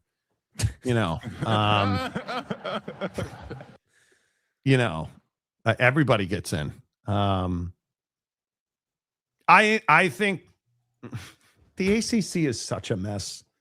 Yeah. Why would the ACC not be in favor of 24 teams? You would be stupid not to be in favor of it. Right. And Jim Phillips coming out, was, and I think I even had it in one of my notes. I always keep constant notes. Jim Phillips deep throating Bavacqua and Notre Dame is exactly what he should be doing. Right. And he said something like, the ACC's in the best shape it's ever been in since I've gotten here. Like, I understand it. I totally understand why he wants the college football playoff to expand to 24. Mm-hmm.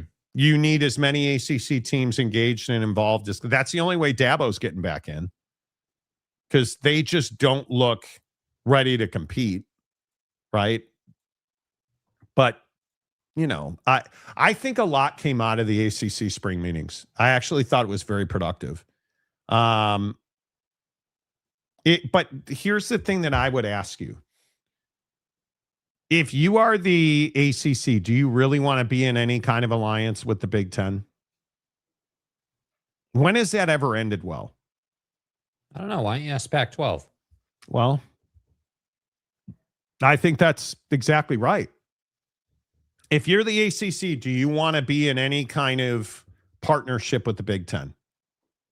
Because all you're doing is giving them access to your biggest brands. And I think we already are well aware that the Big Ten is on the hunt for basketball expansion. Yeah, well, and I also think for the ACC and for the Big 12, your two conferences that are, in this position where you're on publicly, you're going to say that you're trying to compete with the SEC and the Big 10. Privately, we know what it is, which is you're scheming with them to help them.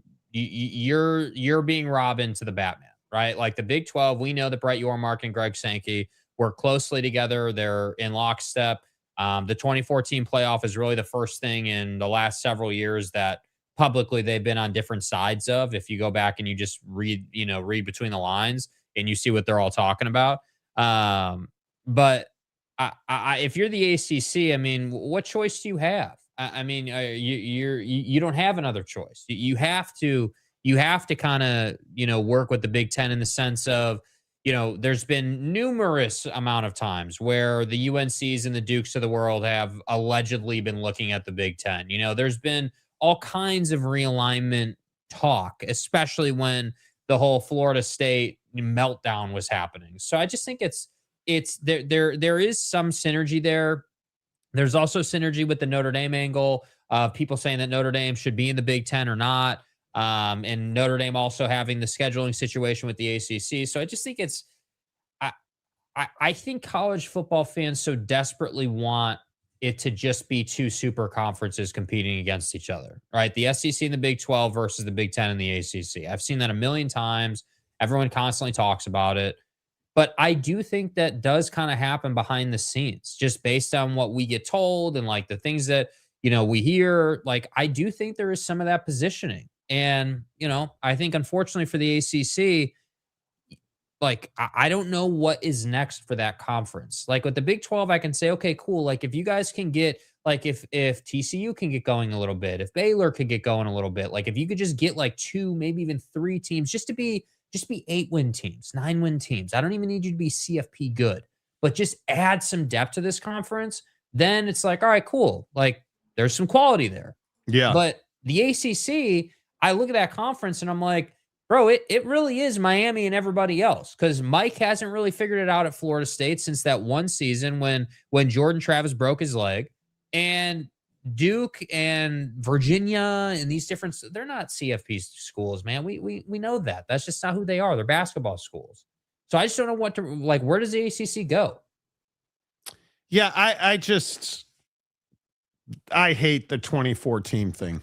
I'm just not in favor of it. Yeah. 2014 reeks of lower level teams and conferences trying to get money for other revenue streams like Amazon or Fox. Let me ask you guys a question. Totally agree. How much sports content do you digest on Amazon Prime? Because last night you get a game 7 in the NBA, and I'm sitting on the couch last night looking for topics, doing the show prep, going through our process. I'm like, hold on a second.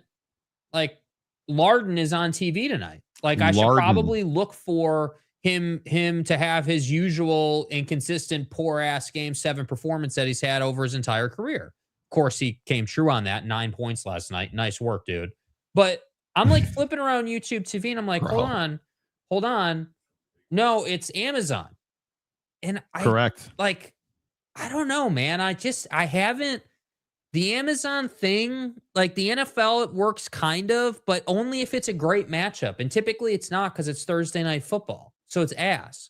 So I don't really digest a whole lot of Amazon Prime sports content. I just don't. Like it's not, I don't know. Maybe I'm missing it a little bit during football season, but I just haven't found myself like hankering over it. Yeah, I think that I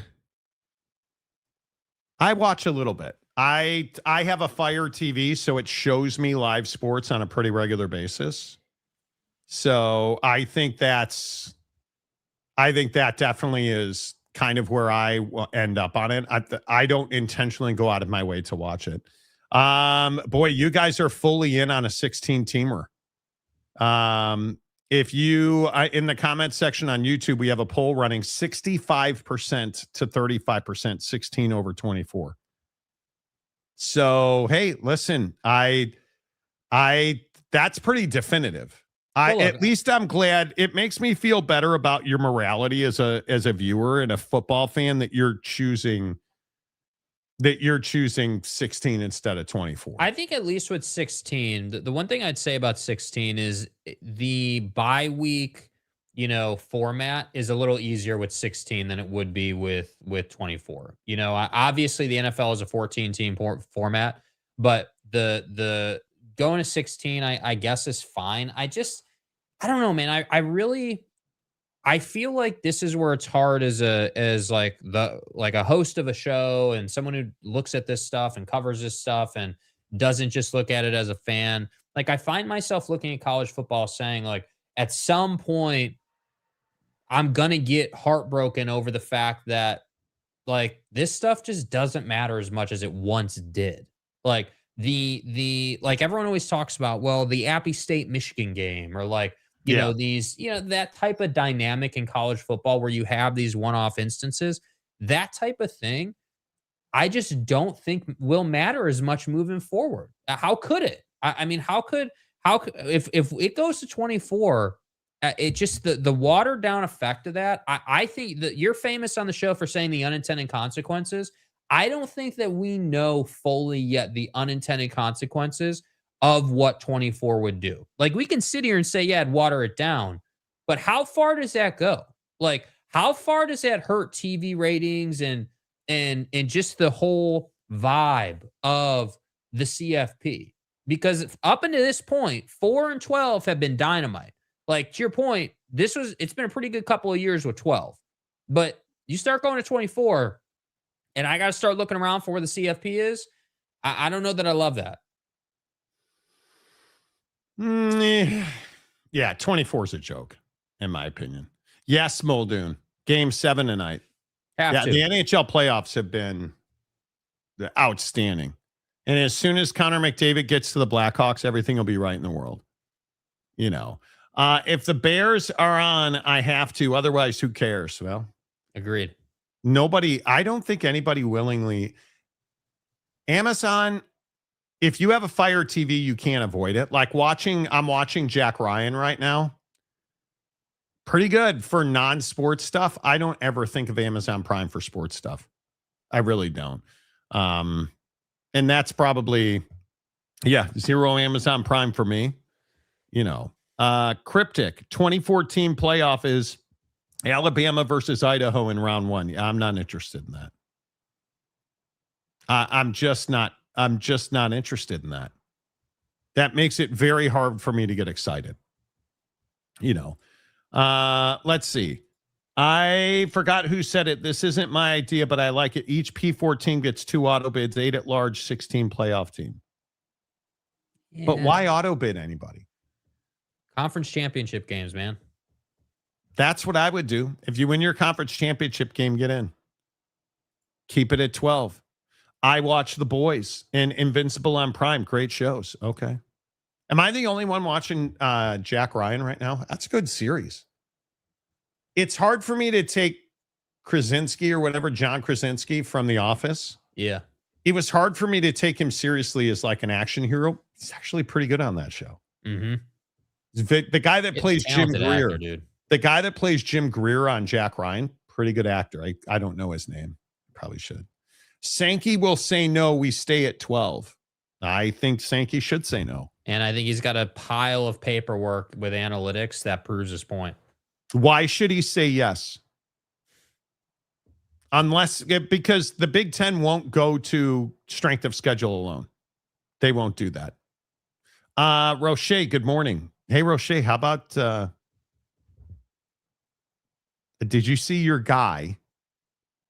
And look, I'm not the one on the show who did it, but this picture of your guy, did you see Morgan Scalley just whistleblowing Kyle Whittingham, like talking about how great he is and he understands why he took kids and coaches from Utah? I never sucked any ding dongs. I think the interview that Morgan gave talking about Kyle Whittingham, I think was so incredibly important. I thought it was almost cathartic. Mm-hmm. It was almost like a new beginning for Utah football. I think he had to say this. Did I know he would go to Michigan? No. Did I feel like he could go coach somewhere? 100%. He's a good coach, and if I'm in Kyle's shoes, he's got to do what he feels is best for Michigan. I mean, is that not exactly what he should be saying? I think it is almost word for word, spot on from Morgan Scalley. This is Morgan Scalley talking about Kyle Whittingham. He's going to lean on contacts. He's going to lean on what he knows. He knew our players. He knew our coaches. He knows the recruiting environment here in Utah. That's just him trying to do what's best for Michigan. I can't sit here and fault him. I mean, that's a really strong position. Yeah, let me ask this question, though. I agree. It's a classy take, taking the high road. I think it's well done, just on its face. But I saw this, and my first question was, what does Mark Harlan think of this? Because I think that, because I think that, I think it matters when you look at what the direction that Utah is going. If you think about we all know the turmoil that happened here behind the scenes, right? Yes. We got a pretty clear view into that following Witt's departure. Yeah. So it's been pretty quiet in Salt Lake the last couple of weeks, last month. And I feel like he does this interview, takes the high road, does a really good job. Give him credit. Absolutely. 100%. But I have to say, I do wonder what it looks like right now for him and his relationship with administration.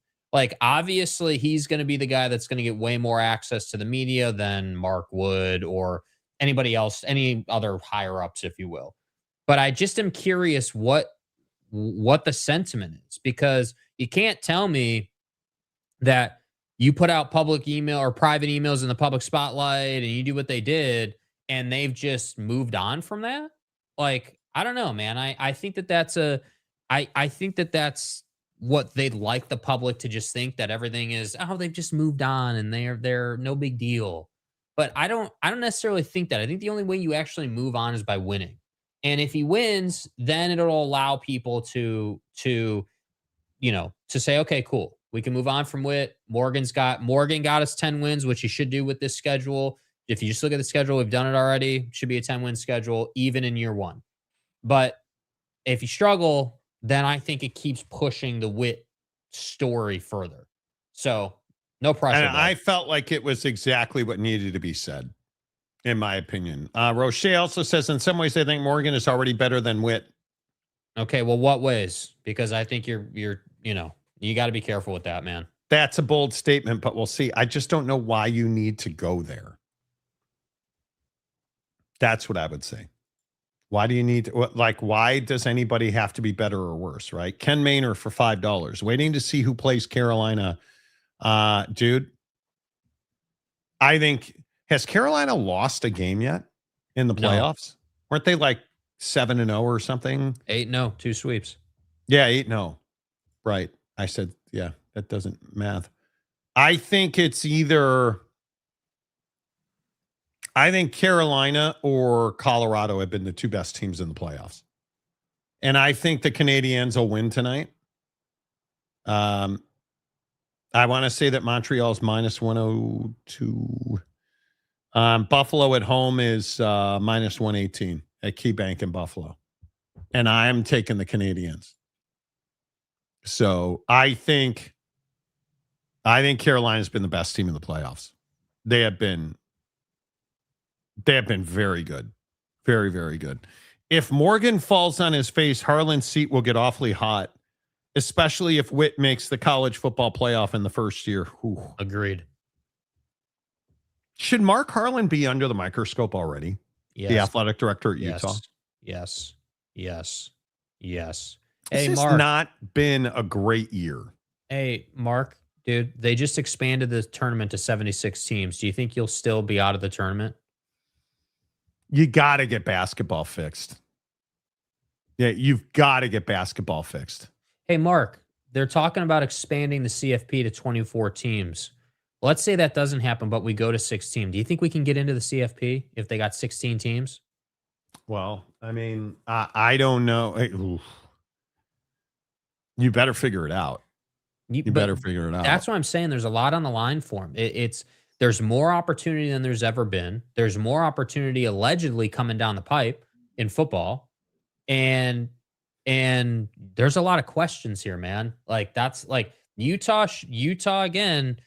And yeah, I certainly was wrong on this one. Year one Utah, I really thought they'd come into the league and dominated. They didn't.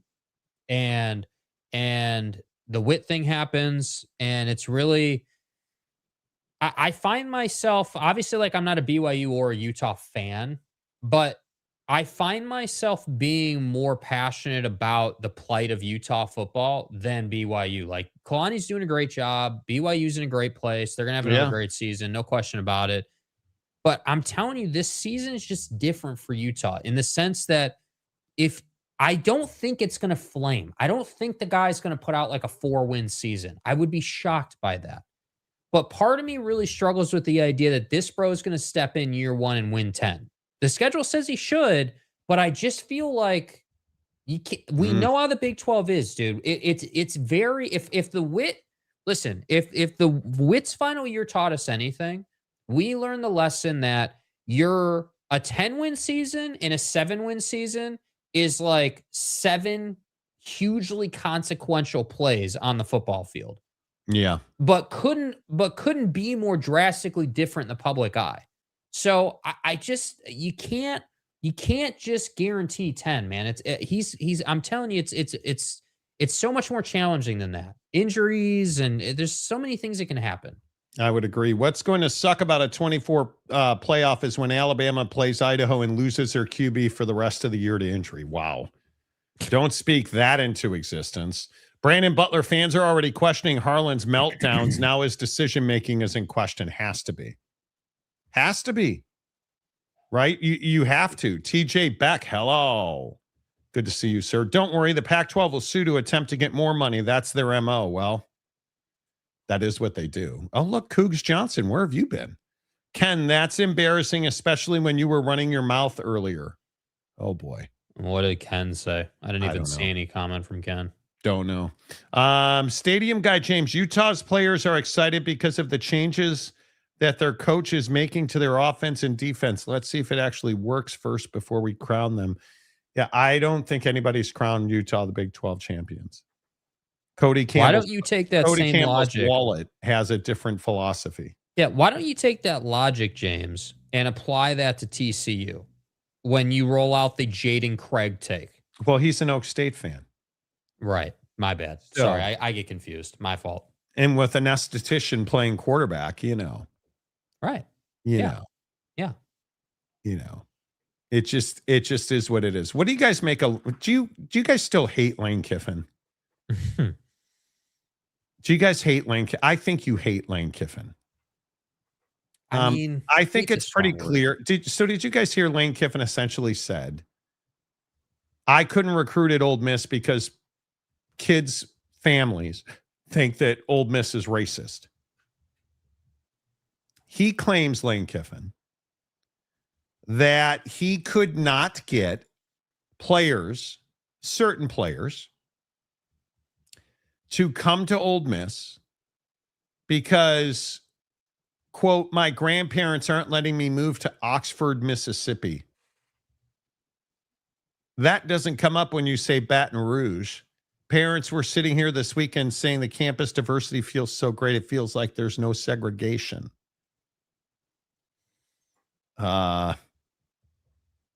Okay.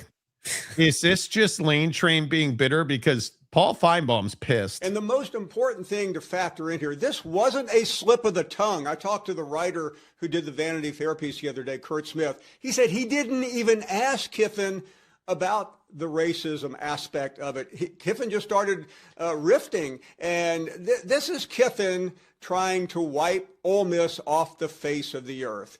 He is still very bitter at them, even though they're the jilted lover. He's bitter at them, Greeny, because they wouldn't let him coach in the playoffs. Well, I can't say that I 100% disagree with that, Paul. I mean, I can't because the problem is, dude, is that Lane, you didn't say this to Jimmy, the beat writer, dude. You said this to Vanity Fair in like a big time, serious sit down with a big entity and outlet. Like, you know what I mean? Like there was this, I saw the comments and I couldn't agree more that it was a tactical thing. Like he thought about this because you don't just casually roll out with a racism card if you're Lane Kiffin. You know what I mean? Like that's one of those takes that's like so far out of left field that like you clearly thought about this. And do I hate Lane Kiffin? I don't hate the guy. Hate's a strong word. But dude, why are you doing this? Why are you playing this card? Why are you causing more drama in an offseason that was filled with turmoil? Dude, you understand. This is who Buddy is. Yeah. Lane, you understand you gave us a fresh tarmac video this offseason, right? You guys remember the Marty Smith tarmac interview? Like, I don't know, man. They damn well better win, dude. He had better win, dude. Racism is alive and well. I don't know that I buy or necessarily believe that recruits are like, yeah, my grandparents, they don't like the old South there, Lane. Do you worry about racism in Oxford, Mississippi as a $1 million NIL recruit? Probably not. Do your grandparents? Probably not. Are you reticent to send your grandkids to Ole Miss because of racism? Probably not. Could it be true? Certainly it could be true. Is Lane Kiffin a liar? Probably not. Schemer, certainly. Schemer. Probably not. Trying to control their little worlds. I don't know, dude. Probably not. And then of course there's Ole Miss for whatever reason just took this beating last week, right? Like the Lane Kiffin thing happens. Yeah. And then Sark just out of nowhere for no apparent reason goes out and rolls out this basket weaving take, which I don't understand why Sark is talking about Ole Miss, dude. Like, I'm starting to question, is it personal with Pete Golding? Is it that these dudes just don't like Pete? Is that what it is? Are you really questioning that? Like Pete Golding's an asshole. Like nobody likes Pete Golding. Well, right? Rock and rant. Dear Lane, please give us a dissertation on why the interstate system near Baton Rouge happens to go the way that it does since Ole Miss has its issues. I'll hang up and wait for your response. I agree. This whole situation with Lane is making the SEC look bad, in my opinion. Yeah, it's certainly not helping them, dude. Is it? It's not hurting them. I mean, nobody likes Ole Miss. Why Why is this a revelation? I mean, yes, the Sark comments are interesting. And now Steve Sarkisian is standing on his GPA book about how great the education at Texas is. And I think it's interesting that he threw shot at Ole Miss over it. You know, basket weaving at Ole Miss. Come on, bro. Who doesn't need those skills? I know I do. I'm not saying that Steve Sarkisian's correct. I'm not saying that Lane Kiffin is correct, but they're not wrong. Right? Do you think Pete Golding's worried about transfer classes or what courses transfer into Ole Miss? Do you think he's worried about racism at Ole Miss? I think that, look, dude, I don't, the conversation isn't about whether people dislike Ole Miss and Pete Golding, right? That wasn't really, that's not but that's why this is happening. Well, it is, but it's deeper than that, in my opinion, meaning there are levels to it. So if I don't like someone, that doesn't mean I feel the need to comment on them, right? Or like go after them publicly. Sure. It has gotten to a point, and it does bring me back to the Pete Golding versus Dabo thing, the tampering situation and all of that. It brings me back to that, and I say, dude, like the dislike for Pete Golding at Ole Miss is now at such a level that you've got two other guys that are capable of beating him regularly, commenting on him, talking about him. Again, the race card, I'm telling you, you don't just do that on accident, man. You don't it makes it worse that it's Vanity Fair just because of the size of that outlet. But you don't just walk into an interview and, unprompted just start rolling that out in a take. That's not an accident. Right. That's not how it works. And I think that the problem I have is on both sides of this. So one, yeah, Pete Golding, you're not very likable, dude. You're not very likable. I'm like Trinidad Chambliss, like your game, dude, but you're also not likable with the eligibility thing. I'm not a big fan of that. So like I think that Ole Miss is this program that was heartbroken and just victimized by Lane Kiffin. But you knew what you were getting with Lane Kiffin, dude. Like, let's stop sitting here saying that Ole Miss just was just helpless with Lane Kiffin. You know who this guy is. He's moved around a million times. Like, it's not going to be his first stop or his last stop. It was just a matter of time, man.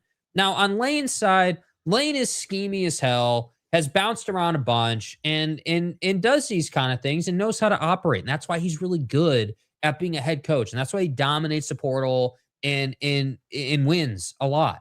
But the difference now is that you just did a swap basically inside the same conference. You've got a lot of drama, and you're at LSU now, which was marketed as the best job in college football.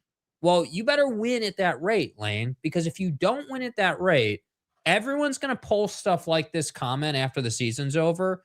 Then you're going to say, hey, dude, maybe you should have spent more time like focusing on the team and less time doing Vanity Fair interviews, bro. 96.7% of Ole Miss applicants get accepted. Yeah. Yep. Not hard to get into Ole Miss.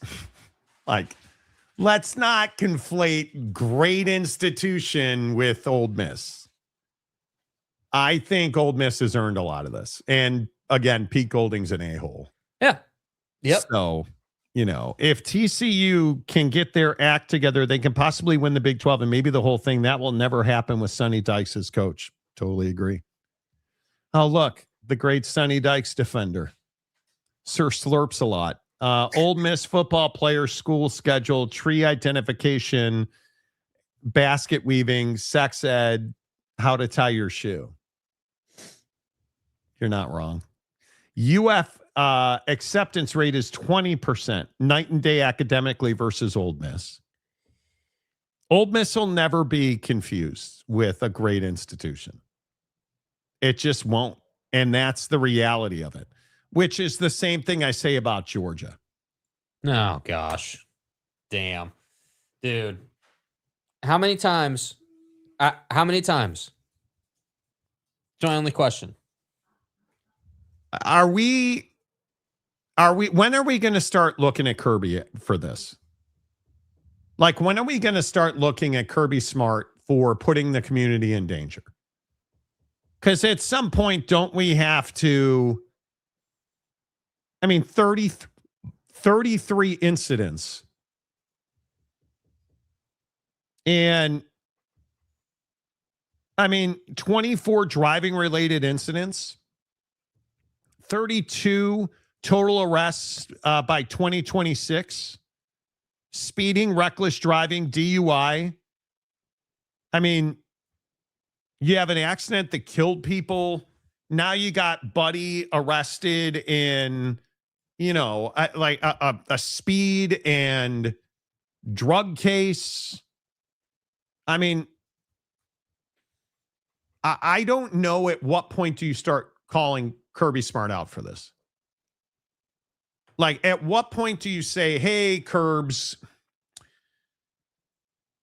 I think this is a huge problem.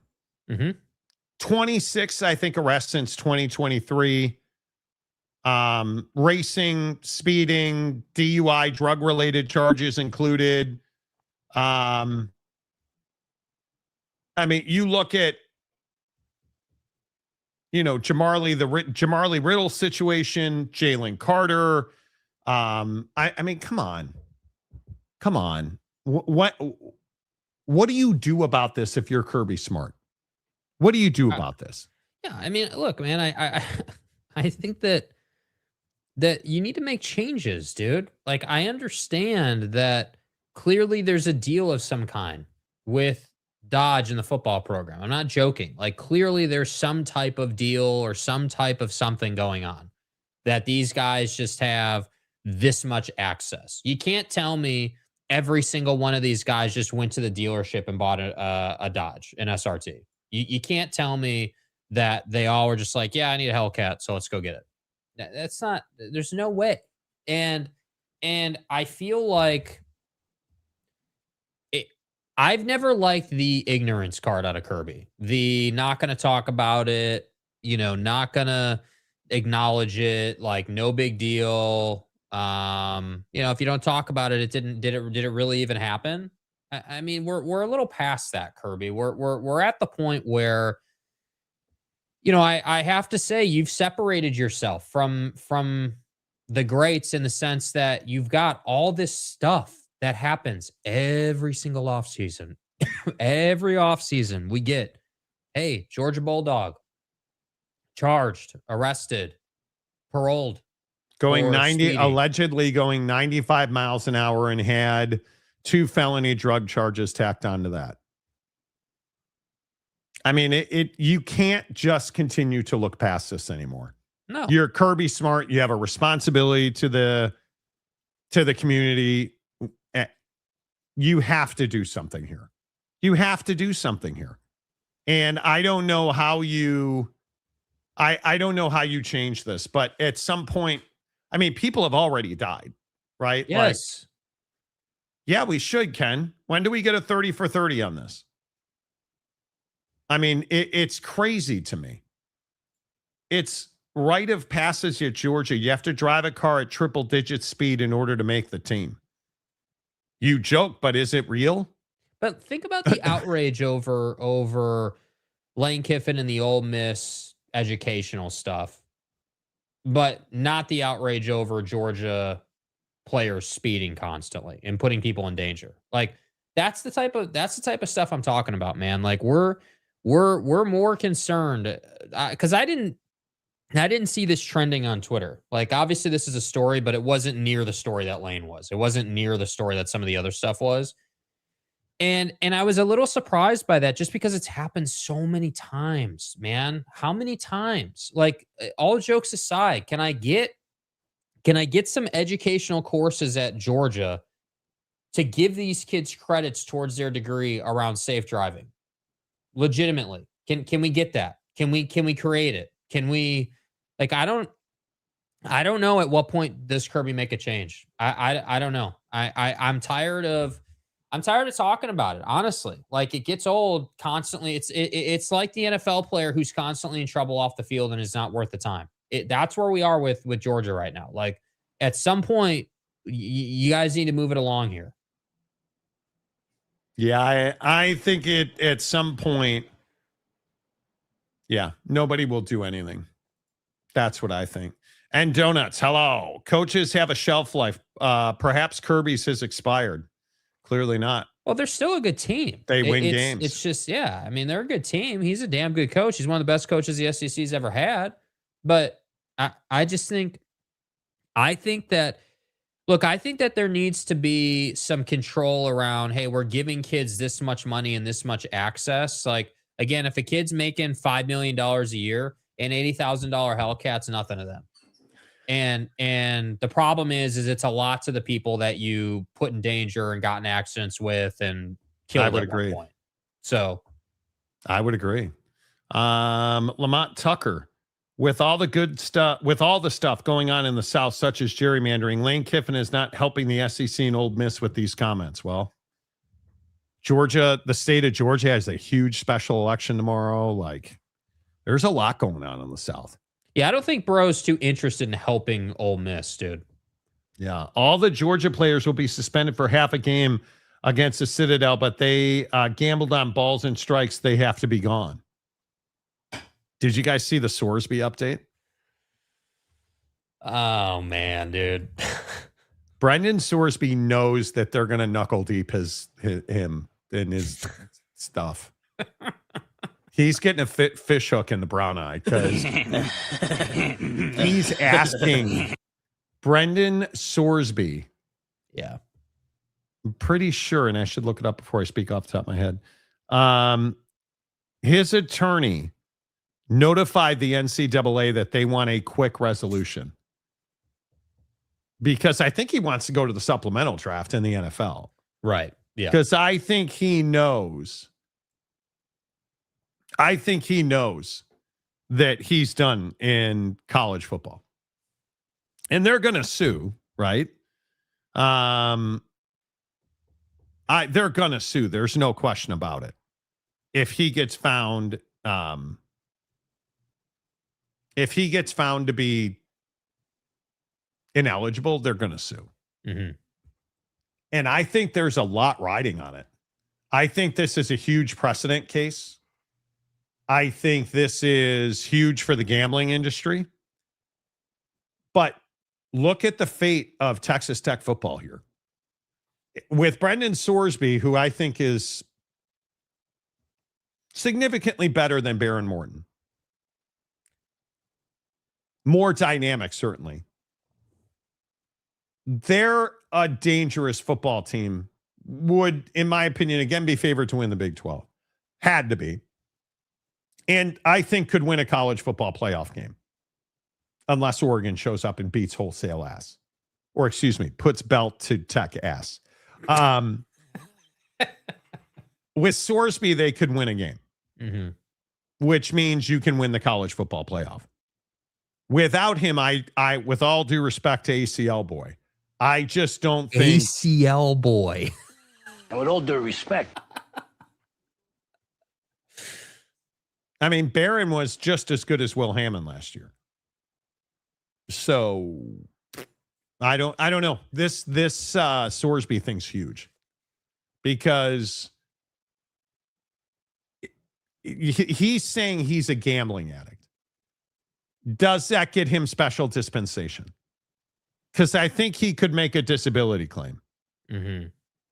So yeah, I mean, we'll see, dude. Schemers are going to scheme. I think that, again, if you're a Tech fan, I would be writing off Sorsby. I would be saying that that's a lost cause at this point, unless there's just some like shocking turn of events that just, just kind of totally changes this. But I don't know, dude. I think that gambling is just such a cancer to the sporting world, man. You can't have it. Yeah. Oh, James has a meeting. Damn. He's going to go ahead and he's going to head out. Yeah, man. All right. Lubbock County judge assigned to the case is an alumni in charge of energy liquid litigation in the county. I watch Landman. I know how it works in West Texas. Mm-hmm. Midland, excuse me. Midland. Sorsby should be suspended for a year and put on probation after that. If he does anything at all to break the rules after that, he's done. No, he's done now. He already broke the rules. But that's just my opinion. So, but it's fine. If he plays again, college football is going to be in a bad place, in my opinion. I would agree with that.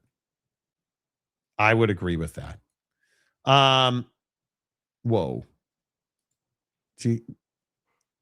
Anyway, real quick. I do not want to get too far away from this.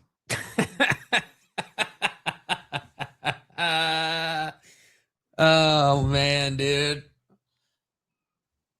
The Utah Jazz did not get the number 1 pick in the lottery.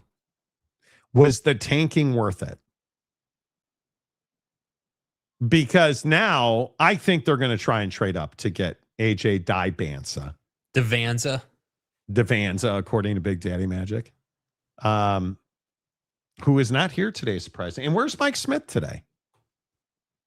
Michael. Are you surprised the Jazz didn't win the lottery? No.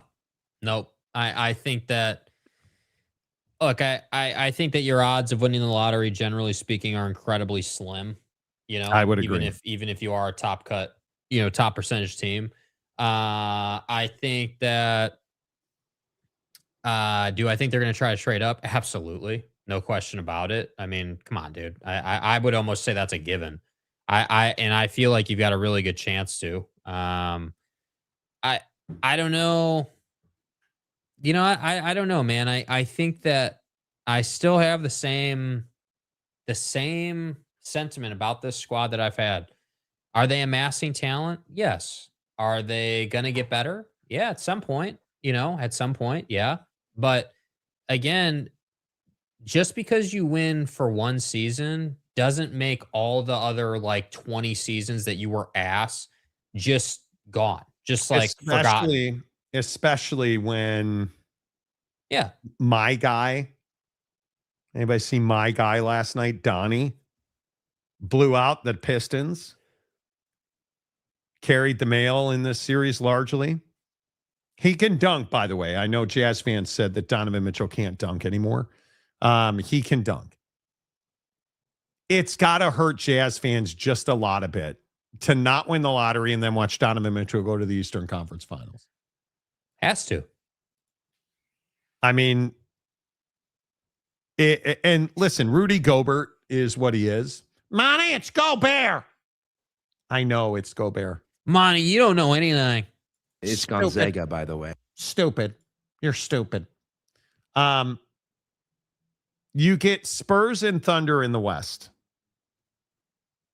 In OKC with the MVP of flop. Scumbag. It is what it is. Can we be on the same page and call him a foul merchant now? Are we on the same page with that? Or shut up, Jake. Are we on the same page that the Knicks are the best team left in the NBA and they're going to win the whole damn thing? Yeah. Dude, the Knicks are going to nick. We know that. They're know that. Going to win the whole thing. Yeah.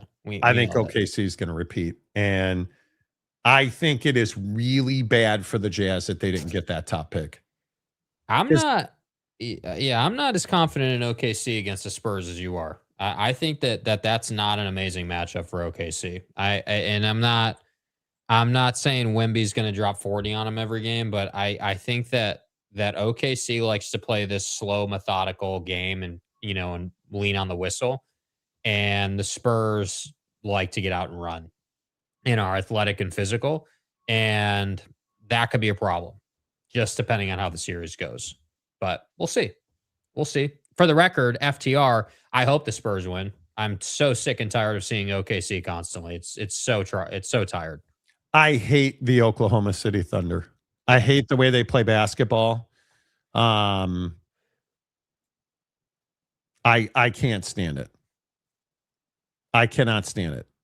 And yeah, it's the whistle for Shea is just so out of control. Literally, it ruins the game. Yeah, the NBA largely is unwatchable when OKC is playing. Ken Maynard, Jazz hasn't been relevant since Mailman and Stockton. Yeah, I don't agree with that. I think Donnie and Gobert had him close. Jazz don't know ball and players because Donovan is still playing in the post season. Yeah, I would agree. Ain't that the truth? Okay. If you saw the clip, AJ looked like he was found guilty of 50 to life when it was the Wizards. Oh, he was pissed, dude. He was upset. Yes, he was. Yes, he was. Utah, UAF Jazz. Exactly. UAF Jazz, yeah. Jazz not winning the lottery is karma for tanking, jabronis. Well, can't say I disagree. The Knicks clearly figured something out with their offense and letting the big dude feed people. Fun to watch. I would love to see the Knicks win it. They won't. Yeah, Knick fan's going to be relentless, though, if they do. You know, all the videos of Knick fan, cursing and saying heinous things on the street after winning one game is just going to be out of control if we get a parade. Yeah. Yeah, I don't disagree. I mean, can you imagine? Can you imagine the Knicks winning an NBA championship? It would be, dude, the city would legitimately burn down. I'm telling you, it would be horrific if they did. It would be great, but it would be wild. All right. And finally, are you guys building for the future? Very interesting article from Forbes the other day. You can't read it because everybody ain't able. It's behind a paywall. Suck it. Which I hate. Yeah, same. Paywalls suck. About the fact that 46% of Americans say they are not looking to the future. They are not thinking about building into the future. They are not thinking about generational wealth. They are not thinking about most things that don't involve surviving the day-to-day right now. And it's a really interesting question about perspective. I'm curious how many people are thinking about, well, hey, I'm 35 and I need to look at retirement. Okay, maybe not retirement. Okay, I'm 35 and I don't own a home yet. I don't know how many people are thinking about building forward. I think most people don't think about it. I think most people just go through life. You're not thinking about renting versus buying. I just think most people don't consider that stuff. And I'm genuinely curious to see how many people sitting here today watching the show are thinking about their futures. And the answer is, I don't think most people think about it. And I don't know how to think about anything other than building and making more money for the future. I obsess over it, which is how I came to read this article in the first place.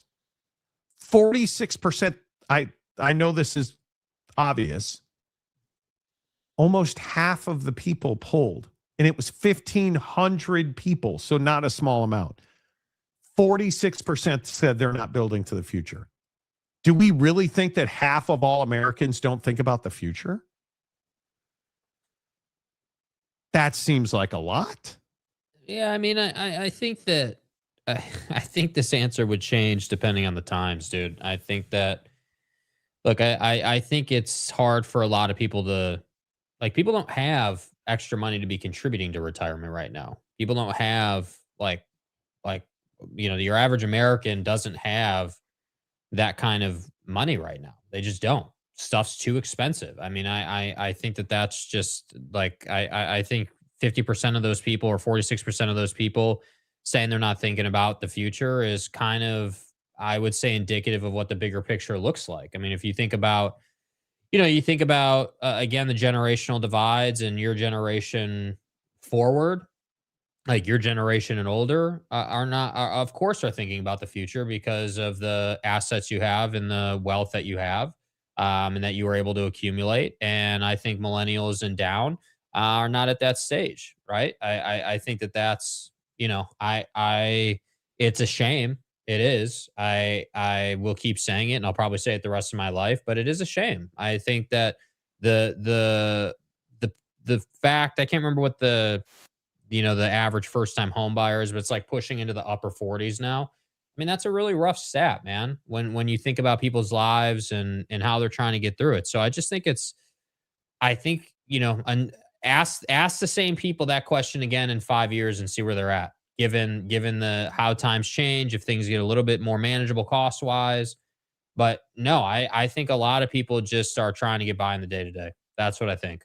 I think that is what I would guess a lot of people are doing. Yeah, I'm surprised to see that I don't know, man. I think you can't sit here and believe that today is the only day that matters when it comes to planning. I'm a big believer in being in the now. I agree with that. You have to be omnipresent.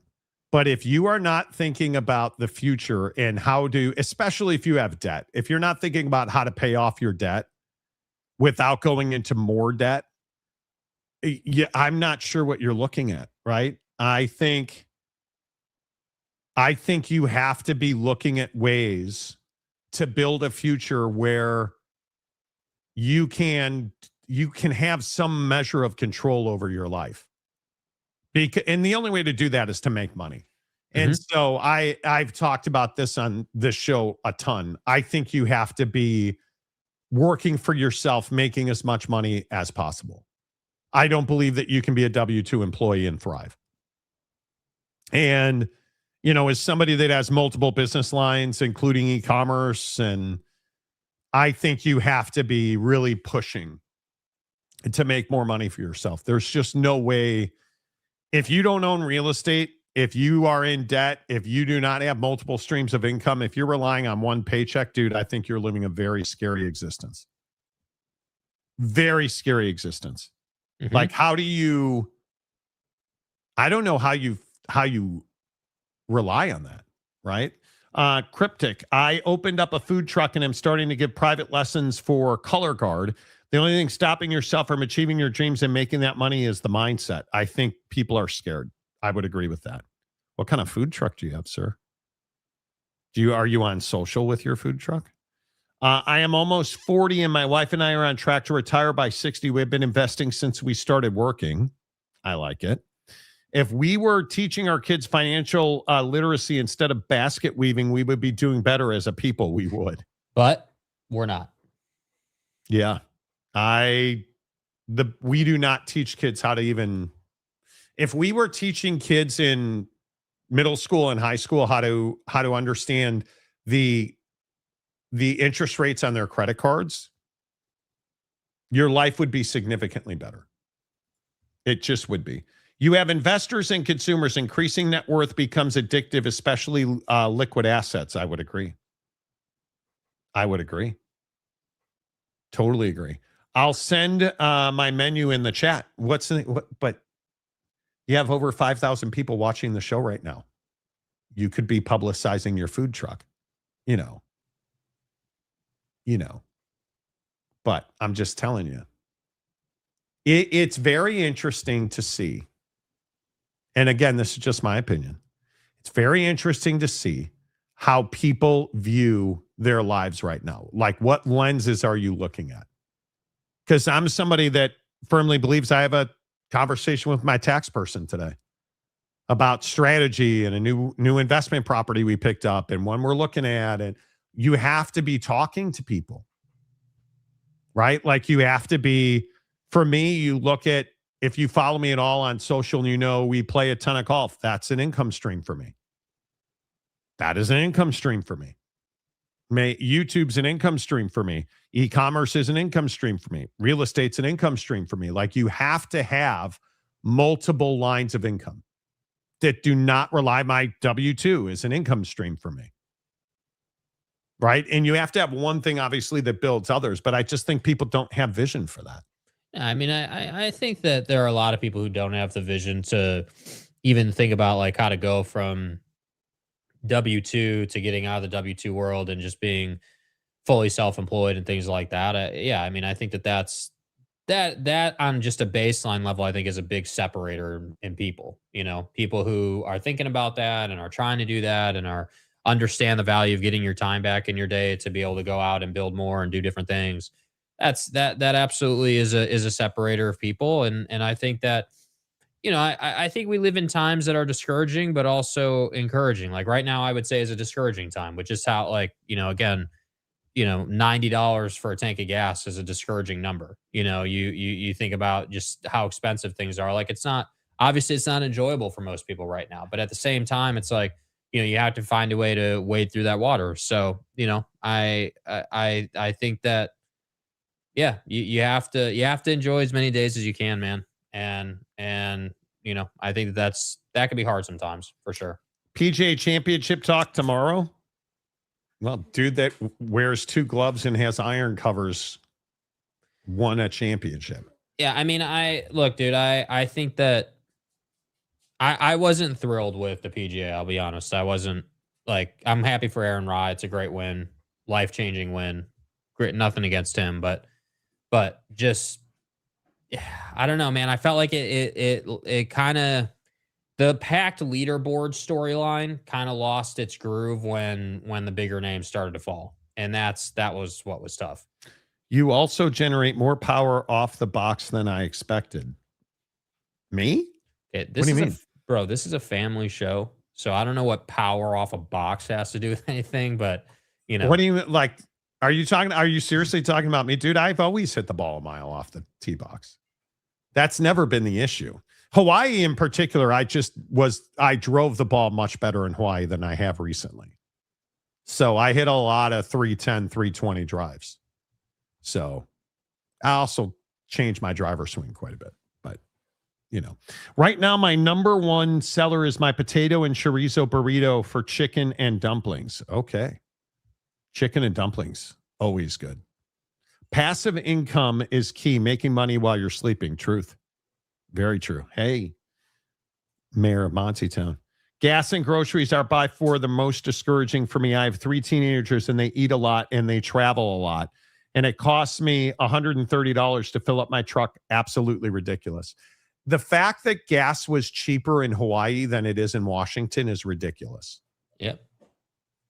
It's absurd. It is absurd to me how expensive gas is. It's just ridiculous. Driver, yes, I wasn't ready for it. Also, having your lady compliment you after every shot is something I wasn't used to.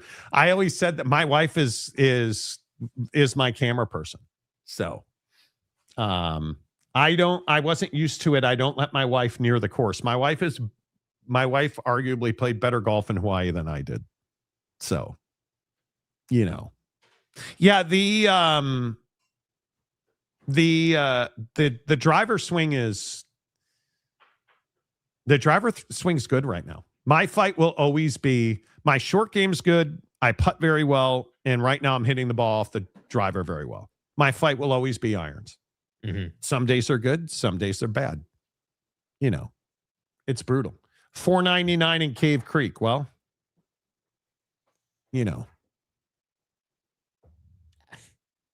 $5 gas is outrageous. And it's $6 in some places in Washington. It's ridiculous, in my opinion, that we are paying the prices we are paying. And different show, but through no fault of our own. Oh. We are paying prices that we just don't need to be paying it. There's no reason for it. It's absurd to me.